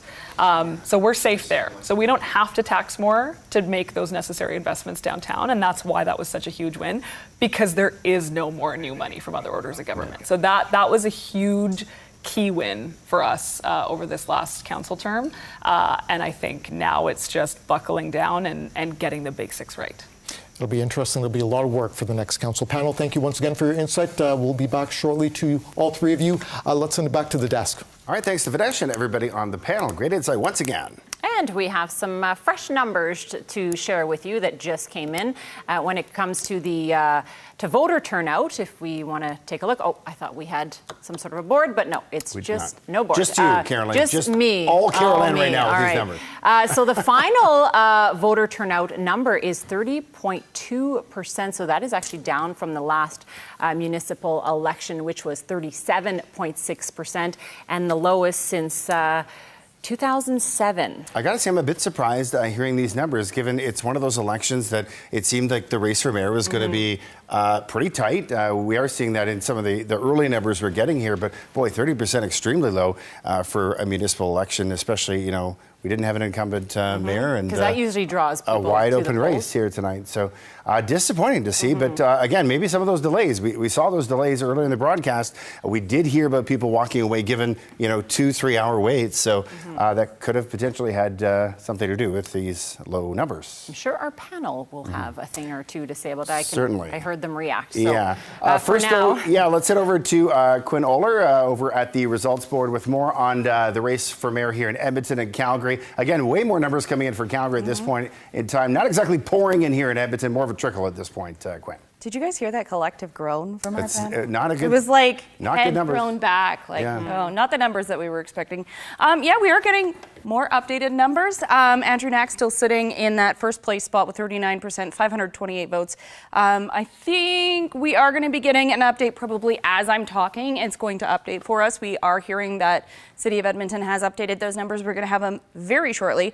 Tim Cartmell under that Better Edmonton banner sitting in second still with 25%, 340 votes. Omar Mohammed with 13%, with just 1% of polls reporting. We're going to head over to Dene because we haven't touched on that yet. We do have some results now with 5% of polls reporting. So the city website is catching up with our system. Aaron Paquette, the incumbent there with 39%, 228 votes. Lana Palmer with 25%. The Better Edmonton candidate in fourth, the Pace candidate sitting in third there. Again, 5% of polls reporting. Now, we do want to touch on this Calgary race because it's getting really interesting down there. They have quite a race going on in Calgary. Let's type. Okay, there we go. So 27% for Jeremy Farkas. Sonia Sharp sitting with 27% as well. Both of them with just slightly, we're within 123 votes between the top two candidates right now. Jody Gondek with 26,000 votes with just 20%. So the incumbent down there sitting in third in this race with 33% of polls reporting. I can feel we're getting pretty close in the Calgary race, 39% now. We're still sitting within such a close amount of votes between Jeremy Farkas and Sonia Sharp. And again, Jody Gondek trailing behind. We're getting those results updating as we are sitting here. So keeping a close eye on this, of course, the two major cities, Calgary and Edmonton, they're getting way more results right now. They started a little bit earlier, but we're going to start seeing those Edmonton results trickling in even more. We'll do a quick check on the Edmonton mayoral results, and then we'll get back to you right after that. Scott, Caroline. All right, waiting for this with bated breath for this vote dump here from Elections Edmonton. Thank you, Quinn. For now, let's go back to Sarah Ryan at Epic Market, Andrew Knack's headquarters, and she is with a dedicated volunteer on this campaign. That's right. Thank you, Caroline. I'm here with Kelly Ware.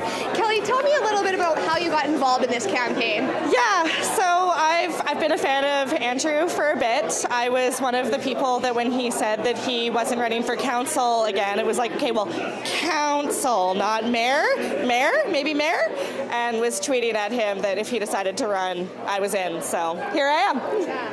Talk to me a little bit about why you wanted to volunteer for Andrew Knack. So I honestly think that he's what we really need in politics. He's kind, he's genuine, he's really community focused, and he's fact based. And that's stuff that we don't always see. So we've also heard so much about his door knocking, his getting out and talking to the people. Why do you think that's a critical part of his campaign? Because it's connecting. It's the community aspect. It's actually hearing what Edmontonians really care about, how they feel, and listening to them. That's the important thing, is actually having that connection and being able to see, like, if you're going to represent someone, knowing how they feel, what the issues are that's important to them, that's the only way that you can effectively represent and lead. And you have been hearing some concerning things from voters today. Talk to me about that. Yeah, it's been really unfortunate that some of the changes have resulted in really, really long lines, and people have been unable to stand in line for too long. Like, I've heard 2 hours for some cases, and it's just really unfortunate. I've heard some tech glitches, and as much as I'm liking the results how they are right now, it's really, really sad that we're seeing people be disenfranchised, even when they deliberately went out to try to vote. And that's not necessarily how you want your democracy going. Of course. All right, so we have time for one last question. We know it's only, now it looks like 4 out of 236 polls reporting, but just your reaction to the early results. I'm very excited. I mean, I know it's still early, but the way that we're seeing the numbers, I thought it was going to be a little bit closer, so I'm actually really happy that I was wrong, and Andrew seems to be more supported than I was thinking he was going to be, so it's exciting. Wonderful. Thank you so much, Kelly. Again, as these polls slowly trickle in, everyone here cheering every time we get one more poll. We'll throw it back to you. Scott, Caroline? Yeah, volunteers are the backbone of political campaigns, so yeah, pretty incredible work. Thank you, Sarah. All right, let's head south of the city now as we're getting some initial results in from the city of Leduc as well. And here is a look at the race for Mayor Lars Hansen with a pretty comfortable lead at this point. Almost 58% of the vote there over Don Inkster and Sam Dulapang. So yeah, early results there. 11% of the polls reporting at this point in time. All right, and in Parkland County, we have Rod Shagus, who is in the lead right now, and the incumbent, Alan Gamble, is trailing behind. All right, one more look here at the Strathcona County. Rod Frank in the lead. Once again, doing very well here. 22% of polls reporting 67.7% of the vote right now over political newcomer there, Benjamin Beal. All right, let's go back to our panel now because they are chomping at the bit to talk about the voter turnout. We heard a groan coming from you. Yeah, you certainly did, Caroline, Scott. So again, 30.2, that's the correct number, right? So voter turnout. Just to put things into perspective for everyone at home, it was 38% in 2021, 31% in 2017, 34% in 2013, 33% in 2010, and 27% in 2007. A lot of people are going to go, well, it was a cumbersome voting process. So what do you make of 30.2%? Whoever wants to start here. I see collective frustration. Yeah, it's disappointing. You know, I worked on Don Iveson's campaign in 2017. He was the incumbent. There wasn't really seen to be a real contender running against him. It was a lot of relatively unknown candidates. And so our main goal on that campaign was just, let's get people motivated, let's get people out to vote, convince them it's worth voting. And we just felt like we just needed to get over 30%. And in that time, when you basically had a sure thing as a mayor, we still managed to get 34% voter turnout, or somewhere around there. 31% actually, maybe 31.5. Yes, it was 31. So higher than this when we had a wide open mayoral race. So that is just, it feels like it's such a critical election, such a critical time in our city, and so really was expecting something better than that. And I don't know, it's got to have something to do with the experience, because you look at those lineups, and I've had my phone blowing up with people telling me about seeing people turning away and leaving from the lineups. So Doug, I want to get your perspective, because that Leger poll, nearly 2/3, 64% said the city is on the wrong track. That didn't translate into the votes as we see it. What do you make of what's going on? Do you think there's going to have to be a big kind of debrief on how this election process played out, perhaps? I'm sitting here asking myself how this could actually be possible. Is it that to have that low of voter turnout? Is it that with a brand new mayor, no matter what the results are going to be and no incumbent, you think people get excited about that because there's new opportunity and they're facing a challenge, but such a low voter turnout? Is it that none of the candidates were inspiring enough? Is it that the process was that cumbersome? Although I still thought, I can't see 5% being turned away because of this. And you know what, I'm gonna say this too, a bit of speculation. The business community was frustrated. They wanted something new, but even if you put the candidates together that were interested in business and found it important, and everybody who has a job works in some sort of business, still couldn't get the vote out to get it above 30%. So whatever anyone says, I don't think it's the fact that the vote was split.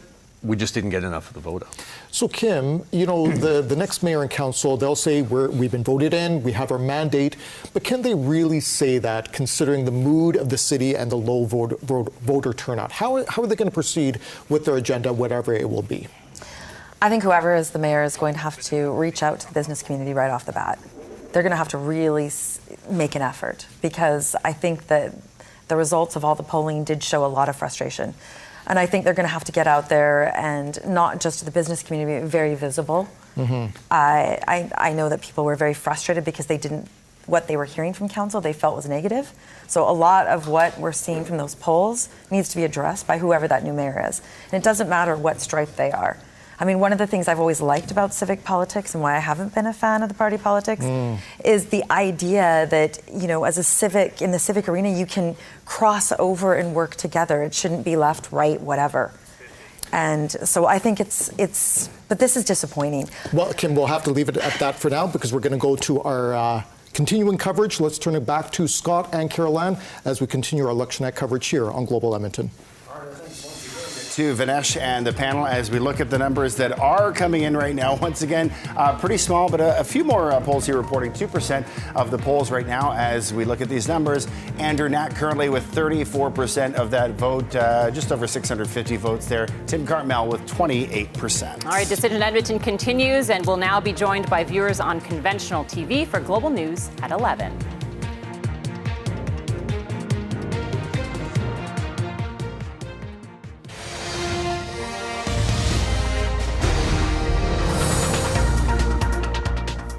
All right, good evening and welcome to our special election coverage, Decision Edmonton. An historic night in our city as Edmontonians elect a new mayor, council, and school board. And things have been pretty slow to come in so far. As we just mentioned on our streaming platforms, just 2% of the vote is in for the mayor's race, so it could be a bit of a long night here. Our Quinn Oler has been keeping an eye on results for us all night. So where do things stand at the moment, Quinn? Well, as you mentioned, we don't have a lot of results right now. Of the 12 wards, we've got about 4 or 5 that are coming in. We're going to focus strictly on the mayor's race right now. Andrew Knack sitting at 34% with 656 votes. Tim Cartmell at 28%.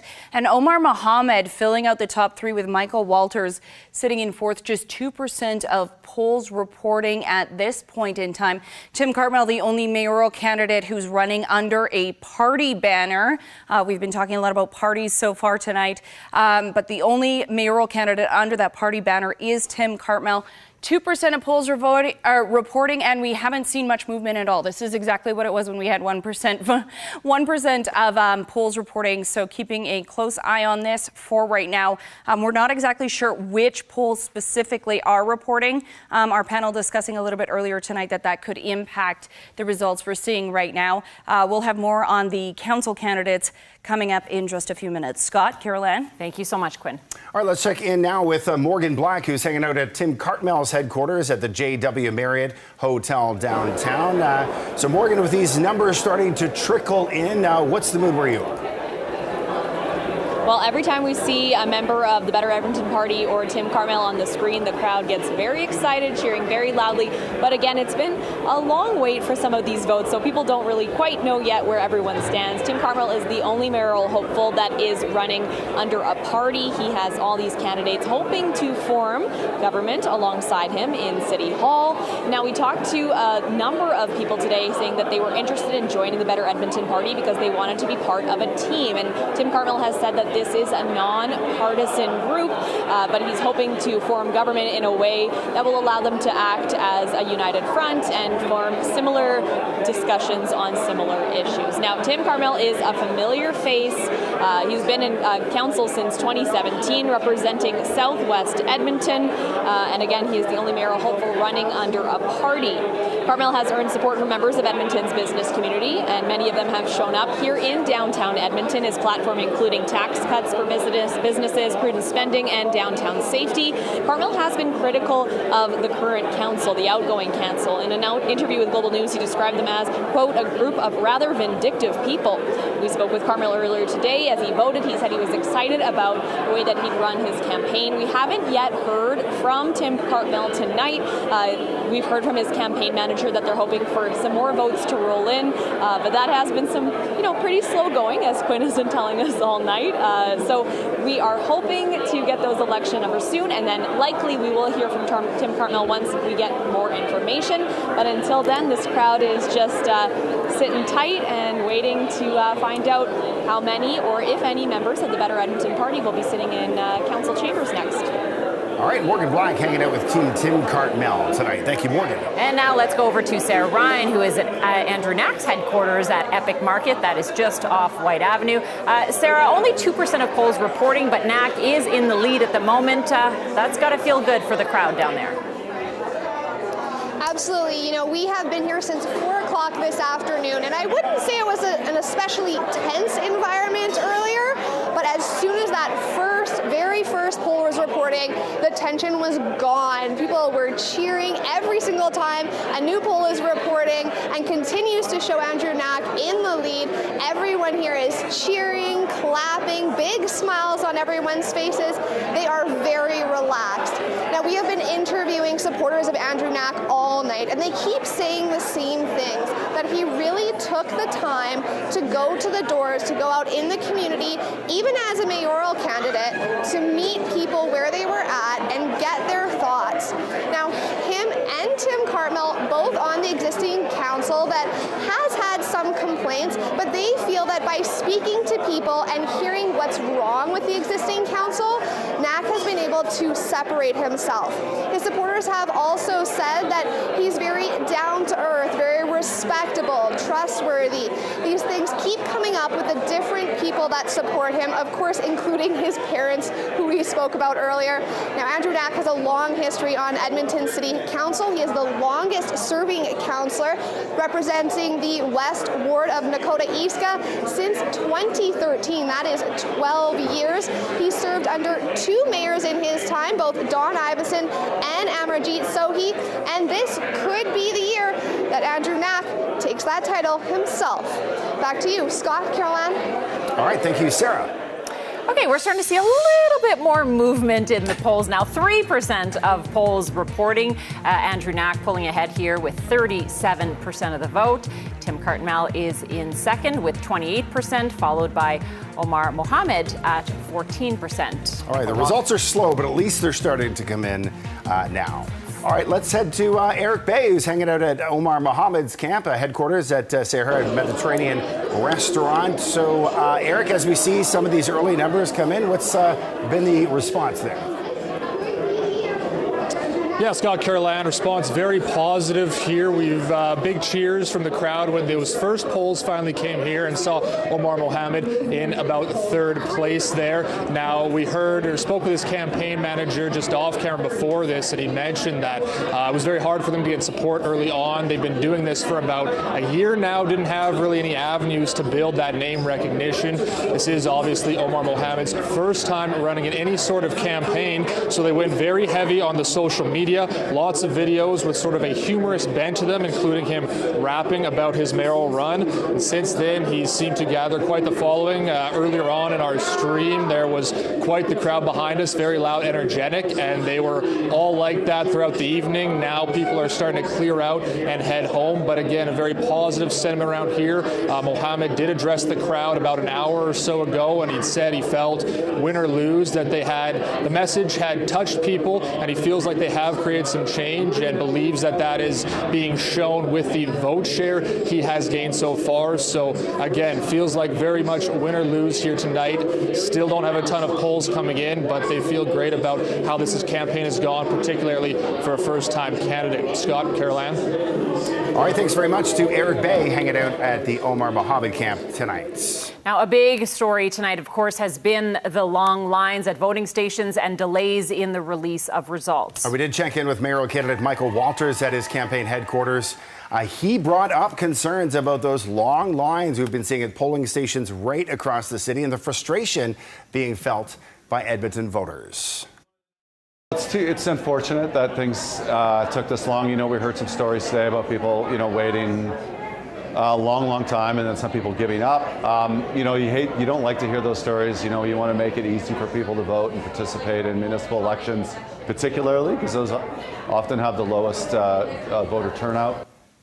Now, speaking of turnout, we did just hear from Elections Edmonton a short time ago about this turnout, and it is extremely low tonight. These numbers sitting at 30.2%. That is the lowest voter turnout in this city since 2007, and it's down several percentage points from just the last election. The last election, 37.6%. So I think the concern from a lot of people in the city tonight is that the issues at these polling stations may have played a factor there with people waiting in line and simply leaving and deciding not to vote. Certainly disappointing. All right, let's check in with Quinn now, who is keeping an eye on the council races. Quinn, what can you tell us? Well, we have been going through some of the results that we've had so far. We heard in some of the polls leading up to this that Edmontonians were really looking for change. Not looking like that so far. Most of the races that we're seeing so far, the incumbents are in the lead. That is not the case in Sipawinawak because there is no incumbent. Sarah Hamilton deciding not to run for re-election. Giselle General sitting in first right there with 4% of polls reporting. Interestingly, in 2021, Giselle General was sitting in second place. She came in second place in the 2021 election. Joe Friesen, who is a tech business owner, also owns part of an Italian soccer team. Interesting tidbit that I learned. Sitting in second, he's running under that Better Edmonton banner with 27%. If we head up to Anilnik, which we haven't spent a lot of time with tonight, Aaron Rutherford, the incumbent there, sitting with 35%, 187 votes, 5% of polls reporting there. If we head into Papasteo, Michael Jans, the three-time Edmonton School Board trustee, moved over to municipal politics in the last election, won his ward in Papasteo. He's currently sitting with 5% of polls reporting at 65% ahead of the Better Edmonton candidate and the Pace candidate there. If we head into Tastawinawak, Karen Principe, the only candidate running under that Better Edmonton council candidate, I should say, running under the Better Edmonton banner as an incumbent, sitting in first with 48% of the vote, just under 2,000 votes there. Jennifer Porritt, who's an educational assistant, sitting in second with 17%, but the second, third, and fourth place candidates all right around each other, 13% of polls reporting there. If we headed over to Métis, Ashley Salvador, the incumbent there, sitting with 43% of the vote, 159 votes, 4% of polls reporting. So as I mentioned, we've got about 6 wards, I think, right now, with results coming in. The wards that do have incumbents, with the results we've had, the incumbent is sitting in first, except for Sipawinawak, where there is no incumbent. We'll throw it back to you guys. We're going to keep a close eye on these results. Scott, Caroline. All right, thanks very much, Quinn. Interesting to see the swing there in some of the polls reporting and others not. So we'll keep an eye on that for sure. All right, now let's check in with our panel, with Vinesh Pratap in our panel. And Vinesh, for people who are just joining us on conventional television, can you just reintroduce us to those familiar faces on the red couch? For sure, Caroline. Yes, we've been having a riveting conversation all night long.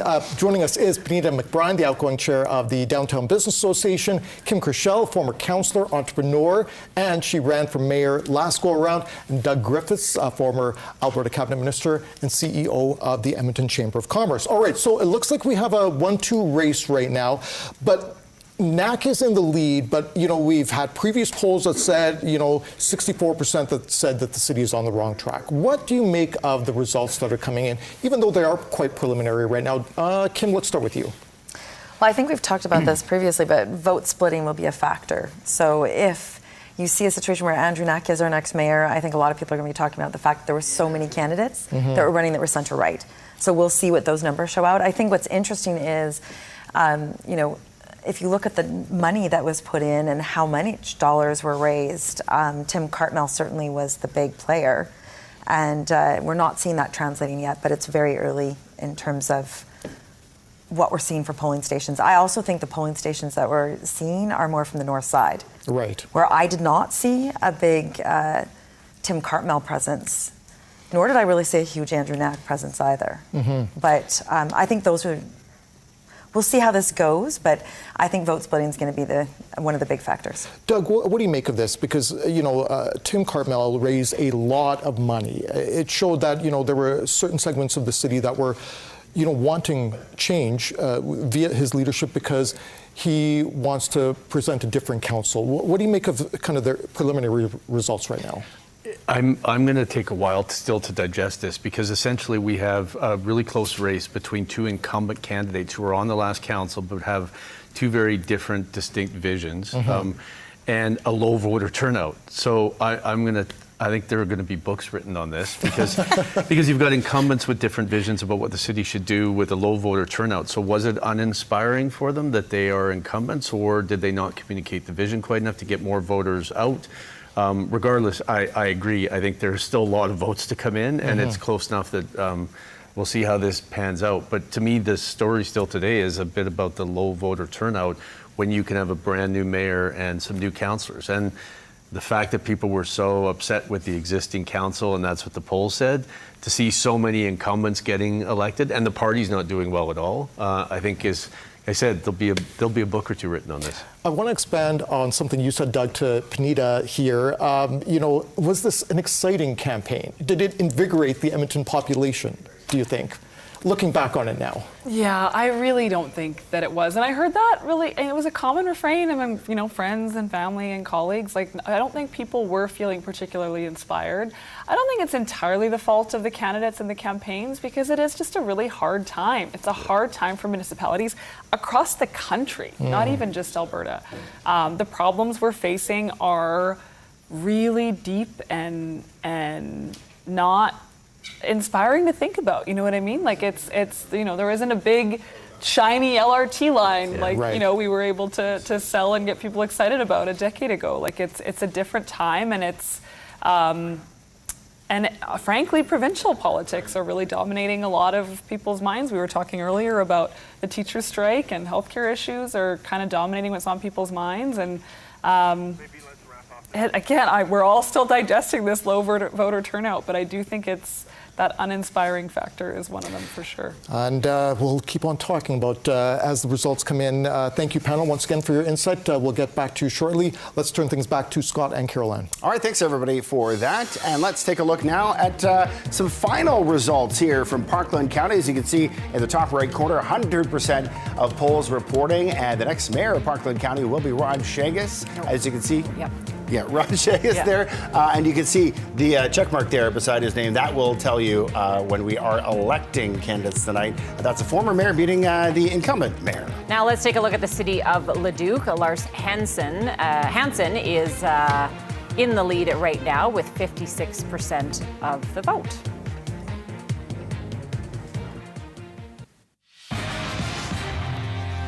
All right, now to the other competition making headlines tonight. Perhaps it played into low voter turnout at the polls. Who knows? And people stayed home to watch a very important baseball game. Yeah, we don't have a ton of results here to report on the election, so let's talk about the results in this very big baseball game. For the first time in 32 years, the Toronto Blue Jays are heading to the World Series final.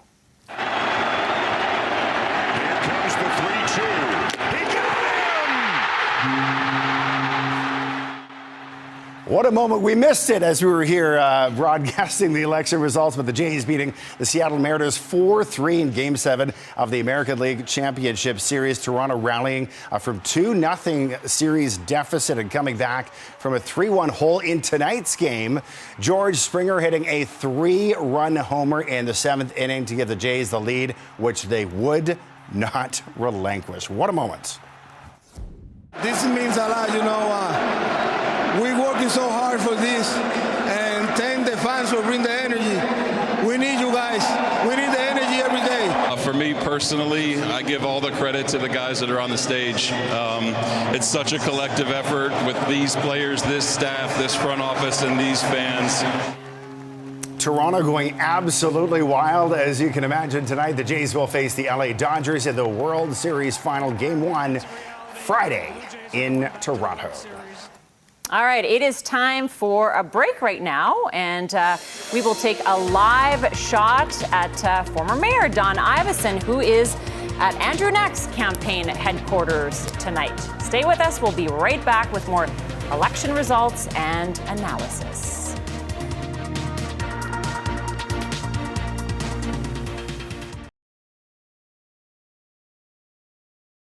In support of Jumpstart. 20 years, 4 million kids, 100% inspiring. Jumpstart helps families overcome financial barriers to sport and play. Donate at jumpstart.canadiantire.ca.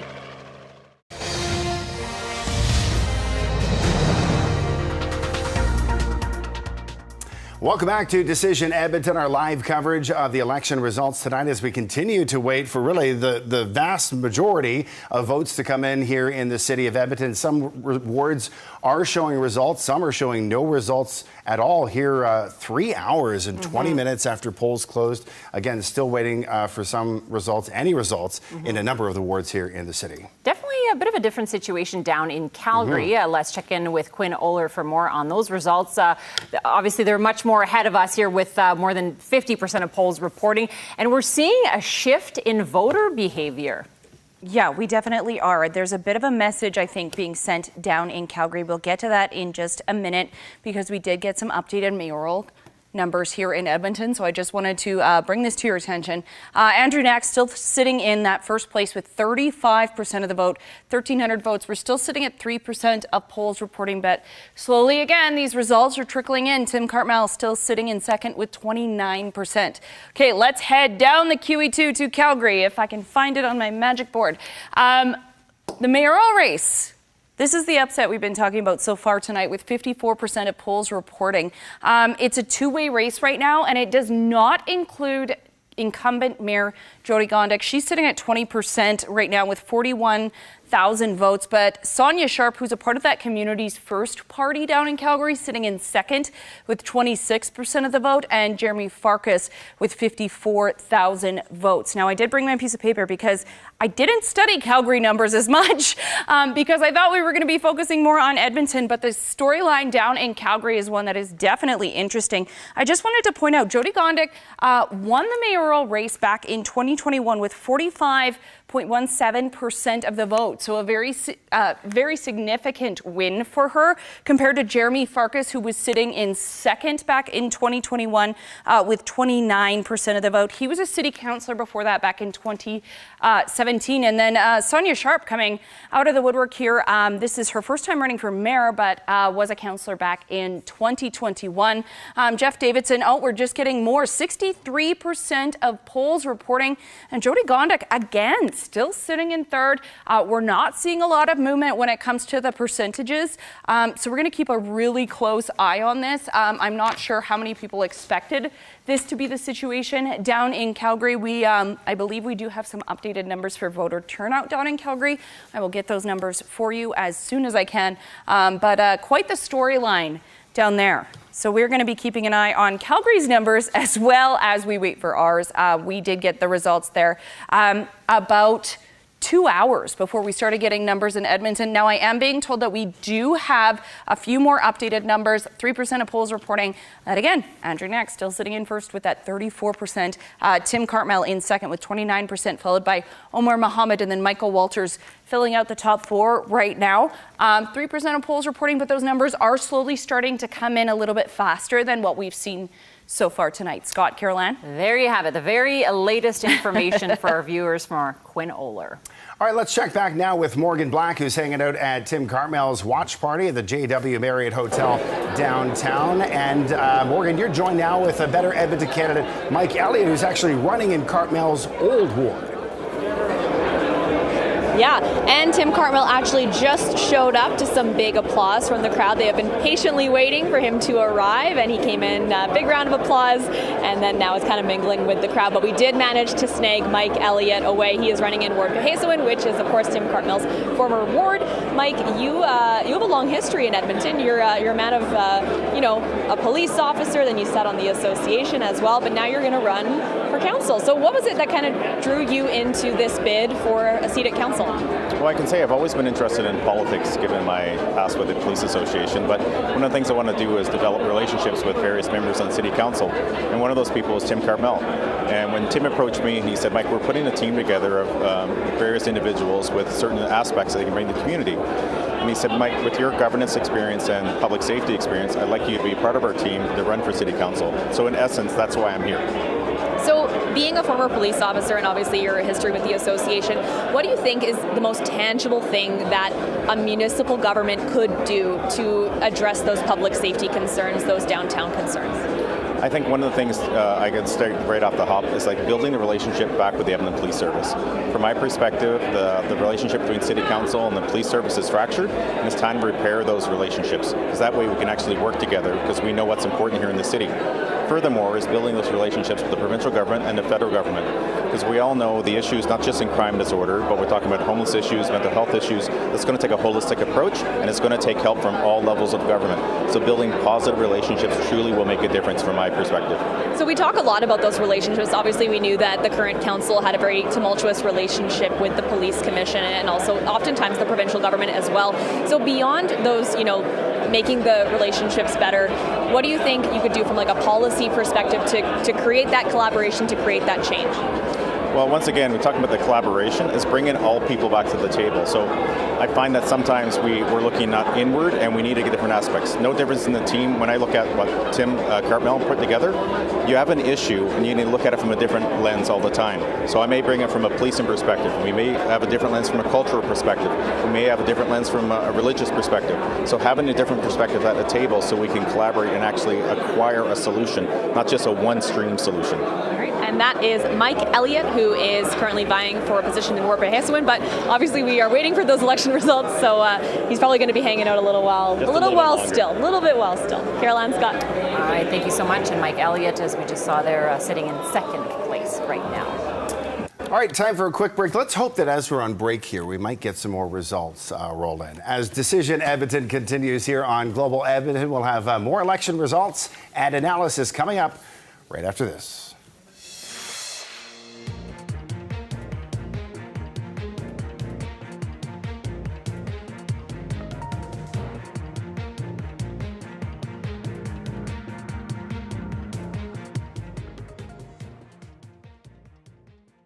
To Decision Edmonton, our special coverage as we are getting more election results coming in. I said it before the break, all we had to do is go to commercial. We were going to get some more results in, and we have. All right, let's go to Quinn with some updated mayoral results. And Quinn, you're also telling us more about what's going on in the bedroom communities. Yeah, my feet, I was just saying, hurt because I'm pacing back and forth waiting for these results to come in. My watch actually died because I was taking too many steps. There you go for the evening. More than 20,000 before we went to break there. So we are seeing 5% of polls reporting, but I wanted to bring up the mayoral results because the gap between Andrew Knack and Tim Cartmell, both percentage and vote-wise, starting to narrow. So we're only seeing about 120 votes between the top two candidates right now. So keeping a close eye on that mayoral race. Things are starting to shift a little bit. But that gap that we saw before with Andrew Knack and Tim Cartmell starting to close up. So keeping an eye on that. If we head into the bedroom communities, we talked a little bit about Parkland County.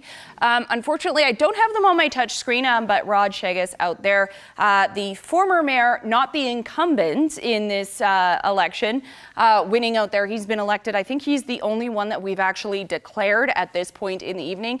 If we head to Strathcona County, 44% of polls reporting less than 20% voter turnout out there as of 4 p.m. today. We haven't had updated numbers there. Rod Frank sitting at 74%, 5,000 votes for him right now. This is not really surprising. Benjamin Biel coming in as a relatively unknown party when it comes to municipal politics.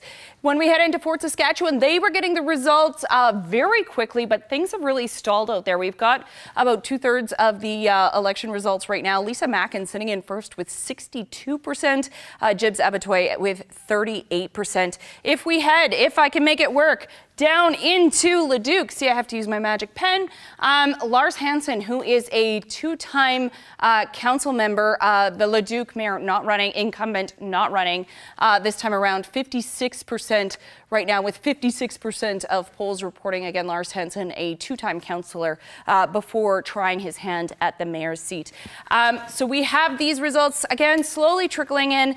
The race between Andrew Knack and Tim Cartmell starting to close up a little bit. We'll head back to you, Scott and Caroline. All right, Quinn, only one candidate declared in all of the Capital Region at 11:30. That was not on my bingo card, but No, here we are. Let's go to our panel now to talk about how close this mayoral race is in Edmonton. Vinny, it's going to be a long night. Yes, so let's do a little bit of song and dance with our panel as we continue. So yeah, it looks pretty neck and neck right now.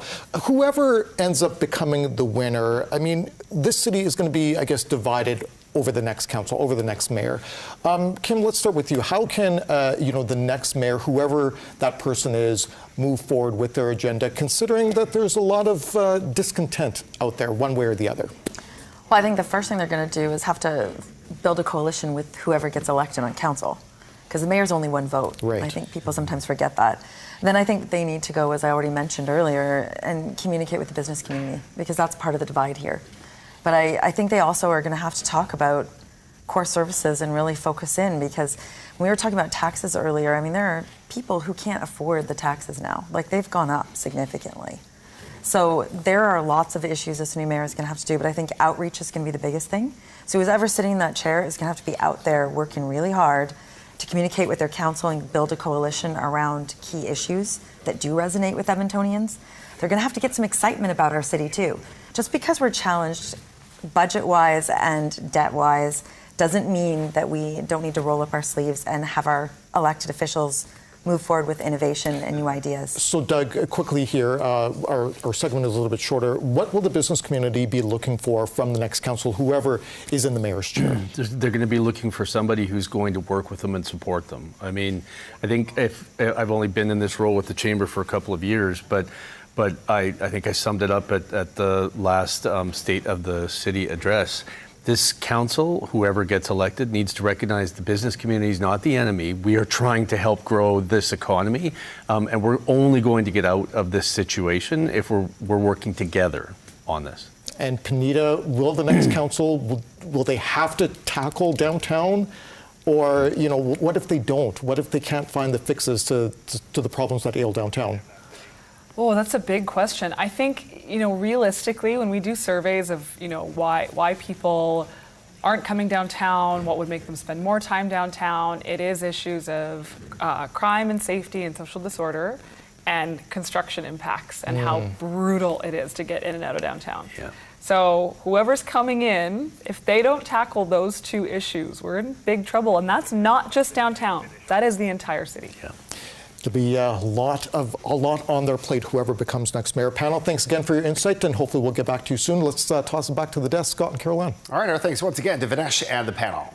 Now, we do have to squeeze in a short break, so stay with us. We will have more election results and analysis as soon as we're back in 2 minutes.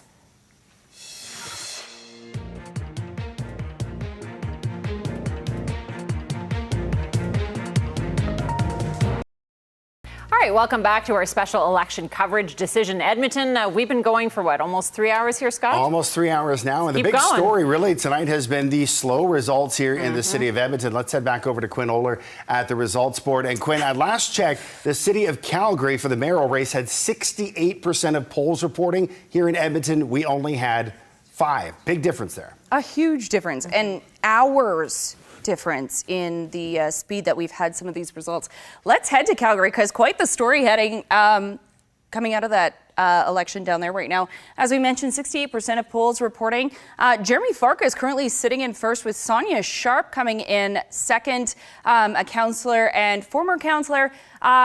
Calgary Mayor incumbent Jody Gondik sitting in third. So could be an upset down in Calgary tonight. Let's head back to Edmonton. We are 6%. We moved up slightly. The situation with Andrew Knack and Tim Cartmell, again, that gap closing between the amount of votes. 3,500 for Andrew Knack, 3,200 from Tim Cartmell, with 6% of polls reporting. Now, the situation in most of the Edmonton ridings right now is that the incumbent is leading, as we're slowly seeing these results trickle in. In the ridings with no incumbent, Nakota Iska right now not reporting any numbers. We're still sitting at 0% out there. If we head into Sipawinawak, which is Sarah Hamilton's former riding, the only councillor who isn't running for a seat in council, city council position in any capacity. Giselle General coming in second in the last election, sitting in first right now with 36%. If we head down into Pihesuin, this is Tim Cartmell's former riding. Jackie Liu, who is a pharmacist in that riding, who also runs a nonprofit, is sitting in first with 43%. Again, only 5% of polls reporting. So that's the situation we're in right now with those no incumbents. The incumbents that are in the other ridings, all sitting in first right now. Scott, Caroline. All right, thanks very much to Quinn as we continue to wait for these numbers to come in. I hope you got snacks at home. Because, I need snacks here. Wait, you're getting snacks? Is that what's happening? A little bit of a long night here for results, certainly. Yeah. Thank you, Quinn. All right, let's go back to Sarah Ryan at Andrew Knack's headquarters. Sarah, you are with a 14-year-old political activist who must be happy to see where things stand, at least for now. It's close, but Andrew Knack is leading. Absolutely, absolutely. We are all paying very close attention to the polls as they come in right now, but I am with Nick Wynn. Nick, tell me a little bit about why you're so politically active. Yeah, well, politics is one thing that a lot of young people like myself don't really pay attention to, because, I mean, they, a lot of them are just, they aren't informed. And so, yeah, I think it's really important that young people have a voice, because we're still being affected by the decisions that our adults are making that are in power. And yeah, you know, I think youth should have a representation in that too. So tell me, how many campaigns that you are involved in right now? So some campaigns I only helped out with maybe one shift. Other campaigns I've knocked over 2,000 doors for. And so around 10. Wow, 10 campaigns. Tell me why Andrew Knack is one of the people you wanted to volunteer for. Well, Andrew, he's been a strong strong advocate for community. He's really, yeah, he's independent, and that's one of his most important qualities, especially this election. And yeah, he, like, just speaking with him, the way that he actually can relate with people, the way he actually knows what people are talking about is definitely one of the qualities that I want to see in our next mayor. So at 14, we know that you can't vote yet, but what do you think of this voter turnout, 30.2%? I definitely say that it is disappointing. This election is definitely a big one, not just for Edmonton, but also for Calgary with the new municipal political parties. I do hope that next election we can have a higher turnout. Of course, the postal strike did have a huge play in this because of voter cards not being able to be mailed out to a lot of people. But yeah, lines were super long, and yeah, hopefully better next time. Absolutely, and next time you might just see Nick's name on the ballot. He is hoping in 4 years to run for Edmonton Public School Board. That's right. Thank you so much, Nick. Really appreciate your time. Lovely to see young people getting so involved in this election. Scott, Caroline? That's for sure. All right, good insight there. Thank you so much, Sarah. All right, time for another quick break. And as we go to break, we're going to take a look at some of the places we do have results tonight as we continue to wait for our results here in Edmonton. As you can see, Strathcona County, 49% of polls reporting. And we have elected Rod Frank there, new mayor of Strathcona County. And here, a huge night with a two-horse race emerging here between Andrew Knack and Tim Cartmell, something polls did predict. We're going to go back to Quinn Oler now at the results board. Quinn, let's talk more about the parties tonight. This is the first time Edmonton has had a party system with Better Edmonton. Of course, that's Tim Cartmell's party and Pace, but as at least the results we're seeing so far, and again, it's early, we don't have a lot of polls reporting, but they don't seem to be gaining that much traction with the votes that have been counted so far. Yeah, I don't know if it's surprising or not. We didn't really know, because this is the first time, exactly how these parties would play out. But what we are seeing, instead of the parties being the ones that we're seeing kind of taking the lead, it's the incumbents. So the only ward right now that has a party member in the lead is Tassawinawak, but that's Karen Principe. She is the only incumbent councillor who is running under that Better Edmonton banner, the only one running under a party. Instead, we're seeing situations like in Métis, we have Ashley Salvador, who is the incumbent there, Caroline Matthews running under that Better Edmonton banner, and Justin Thomas under Pace coming in second and third. We're seeing a lot of second and third place positions. If we go to Anilnik, actually a totally different situation. Aaron Rutherford, the incumbent, sitting with 37% of the vote, 18% of polls reporting there. Jesse Watson in second. Rafa Duke with Pace is actually in third. We don't even see the Better Edmonton candidate come into play until fifth spot when it comes to that ward. Let's head over into some of the other ridings, maybe into the east side in Spomitapi. Joanne Wright, no results there. Actually, the incumbent, I thought we had results there. My apologies. Papasteo, Michael Jans, the incumbent, again, sitting in first with that 10% of polls reporting 38%, just under 500 votes there. Mark Hillman with Pace in second, and Joshua Doyle with Better Edmonton coming in third. So we're definitely not seeing them in those first and second place.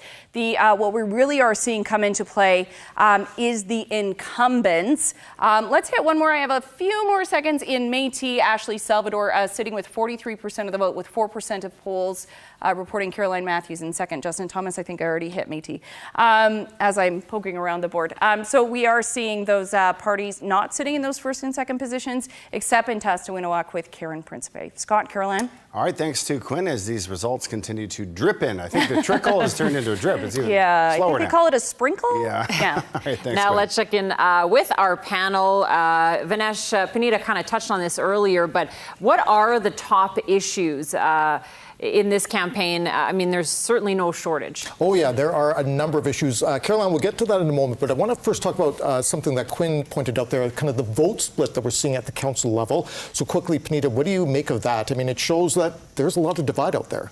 Yeah, what's interesting is there was a lot of theorizing that the incumbency advantage, which is that what you usually see in elections is that incumbents have an advantage, that it wasn't going to be the case this time because this was such an unpopular council based on polling. It seems like incumbency still has a lot of power. People recognize those names, and that carries a lot of weight when they go to the booth. But Kim, I mean, if you look at some of the results, the incumbent might not have be on top if there wasn't that vote split. So for the incumbent, if they do win, how are they gonna govern?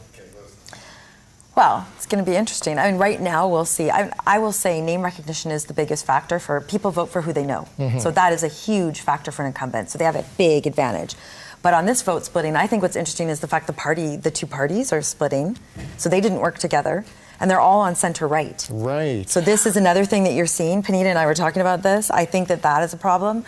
And then I'm surprised because you're starting to see those votes change, right? So I still think it's early because we're seeing more polls coming in. I'm going to disagree a bit there. I think Pace was pretty far right in their platform. That is true. true. I think that was hard because Better Edmonton candidates, a lot of them are real centrists, even center-left in some cases, center-right. So that was really hard to find cooperation. Doug's vote split? Either way, I think the point is that incumbents weren't supposed to win this because people were upset.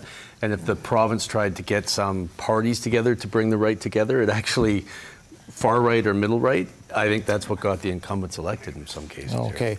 Quickly here, we have 2 minutes left. Whoever wins, top two issues for the next council. Panita, go ahead. Resetting the provincial relationship. Okay. And figuring out how to make the budget work with massive population growth and declining property values in a lot of parts of the city. So two different styles of leaders between Knack and Cartmell. Kim, what do you think the two big issues are for you, regardless of who wins? Safety and disorder. I think that's probably one of the biggest. It polled high. And the other would be affordability, which gets back to the taxes. But people are finding it harder to live in Edmonton. That's the case in a lot of Canada. But again, affordability. So, I mean, again, not right or left issues, just everyday generic issues that we're all dealing with. Doug, top two issues for you for the next council. There are lots of issues, of course, the crime and the taxes and affordability and all sorts of issues. But Panita's right. I think resetting that relationship with the provincial government is going to be key to addressing any of the other issues you have to fix and inspiring Edmontonians. I think this election, the low voter turnout, means that somebody isn't resonating with Edmontonians about what they want to see for the future and delivering that. And I think those two are the biggest issues, the province and the people who live in this city. Okay, quickly, Kim, as a former councillor, why do you think Edmontonians aren't inspired? I think a lot of it has to do with the economy. A lot of it has to do with what's happening in general out there in terms of politicians. I hate to say this, but people aren't excited anymore about politics in general because it's been so negative. Yeah, and I think that's the sad reason. I do think that it's still, these politicians, I admire that they've all stepped up because it's getting harder to be a politician. I think people don't think about that human side either. All right, Kim, thank you. Panita, Doug, thank you for your perspective this evening. Let's send it back to the desk. All right, thanks once again to Vinesh and the panel. Okay, we got to get to one more break, and I think this is a good opportunity to take a look at a few more election results. Here we are in the race for Edmonton Mayor. 6% of polls reporting down right now, and Andrew Knack holding on to that lead, though very slightly now, 31%. Tim Cartmell at 30%, then Omar Mohammed in third place at 13%. You are watching Decision Edmonton. We'll be back with hopefully more results coming up right after this.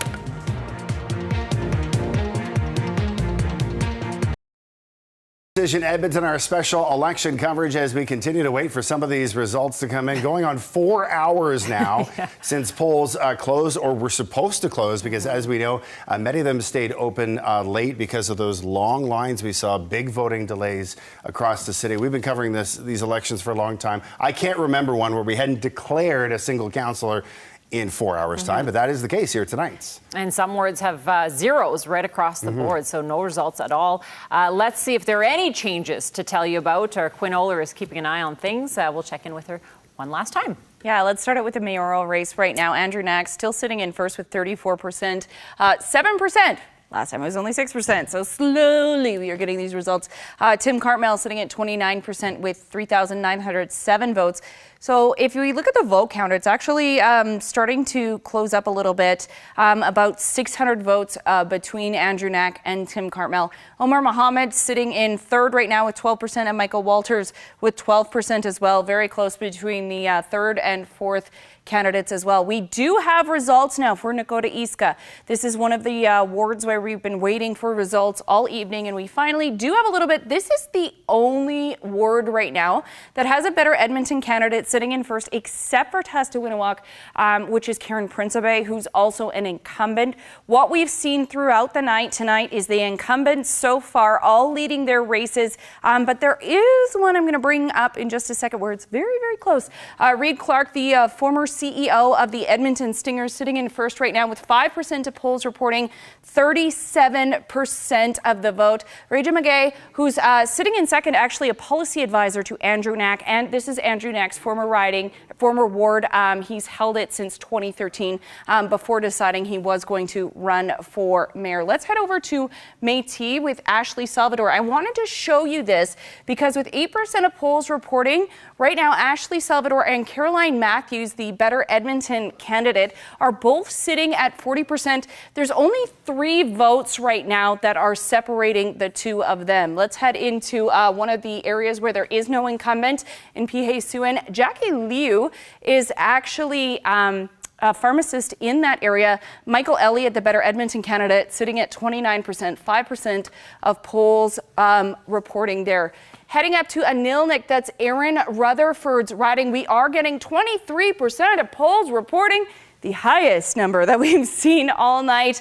Things are really trucking along. Hopefully we get these results really fast. Here in Weatherford, the incumbent there sitting at 39%, Jesse Watson at 32%, and Nermea Brady with the Better Edmonton in fourth place right now. The Peace candidate sitting in third there. We are going to head to Dene, rather. Sorry, I'm just getting my producer Jay's telling me where we're going next. He's been working harder than anyone tonight. Let's head into Dene. Aaron Paquette, the incumbent, sitting with 44%, 20% of polls reporting there. Lana Palmer sitting in second with 22%. Benicia Sadu, who we heard from earlier tonight with the Better Edmonton Party, sitting in third with 15%. So again, we are seeing the incumbents in these wards continuing to hold on to their seats. There is in Ward Métis, though. It's getting pretty close. We'll continue to keep an eye on these as things progress and we get more polls reporting. Scott, Caroline. All right. Thanks very much, Quinn. Oler over at the results board as once again we continue to see these votes trickle in, and our coverage of Decision Edmonton continues right after this.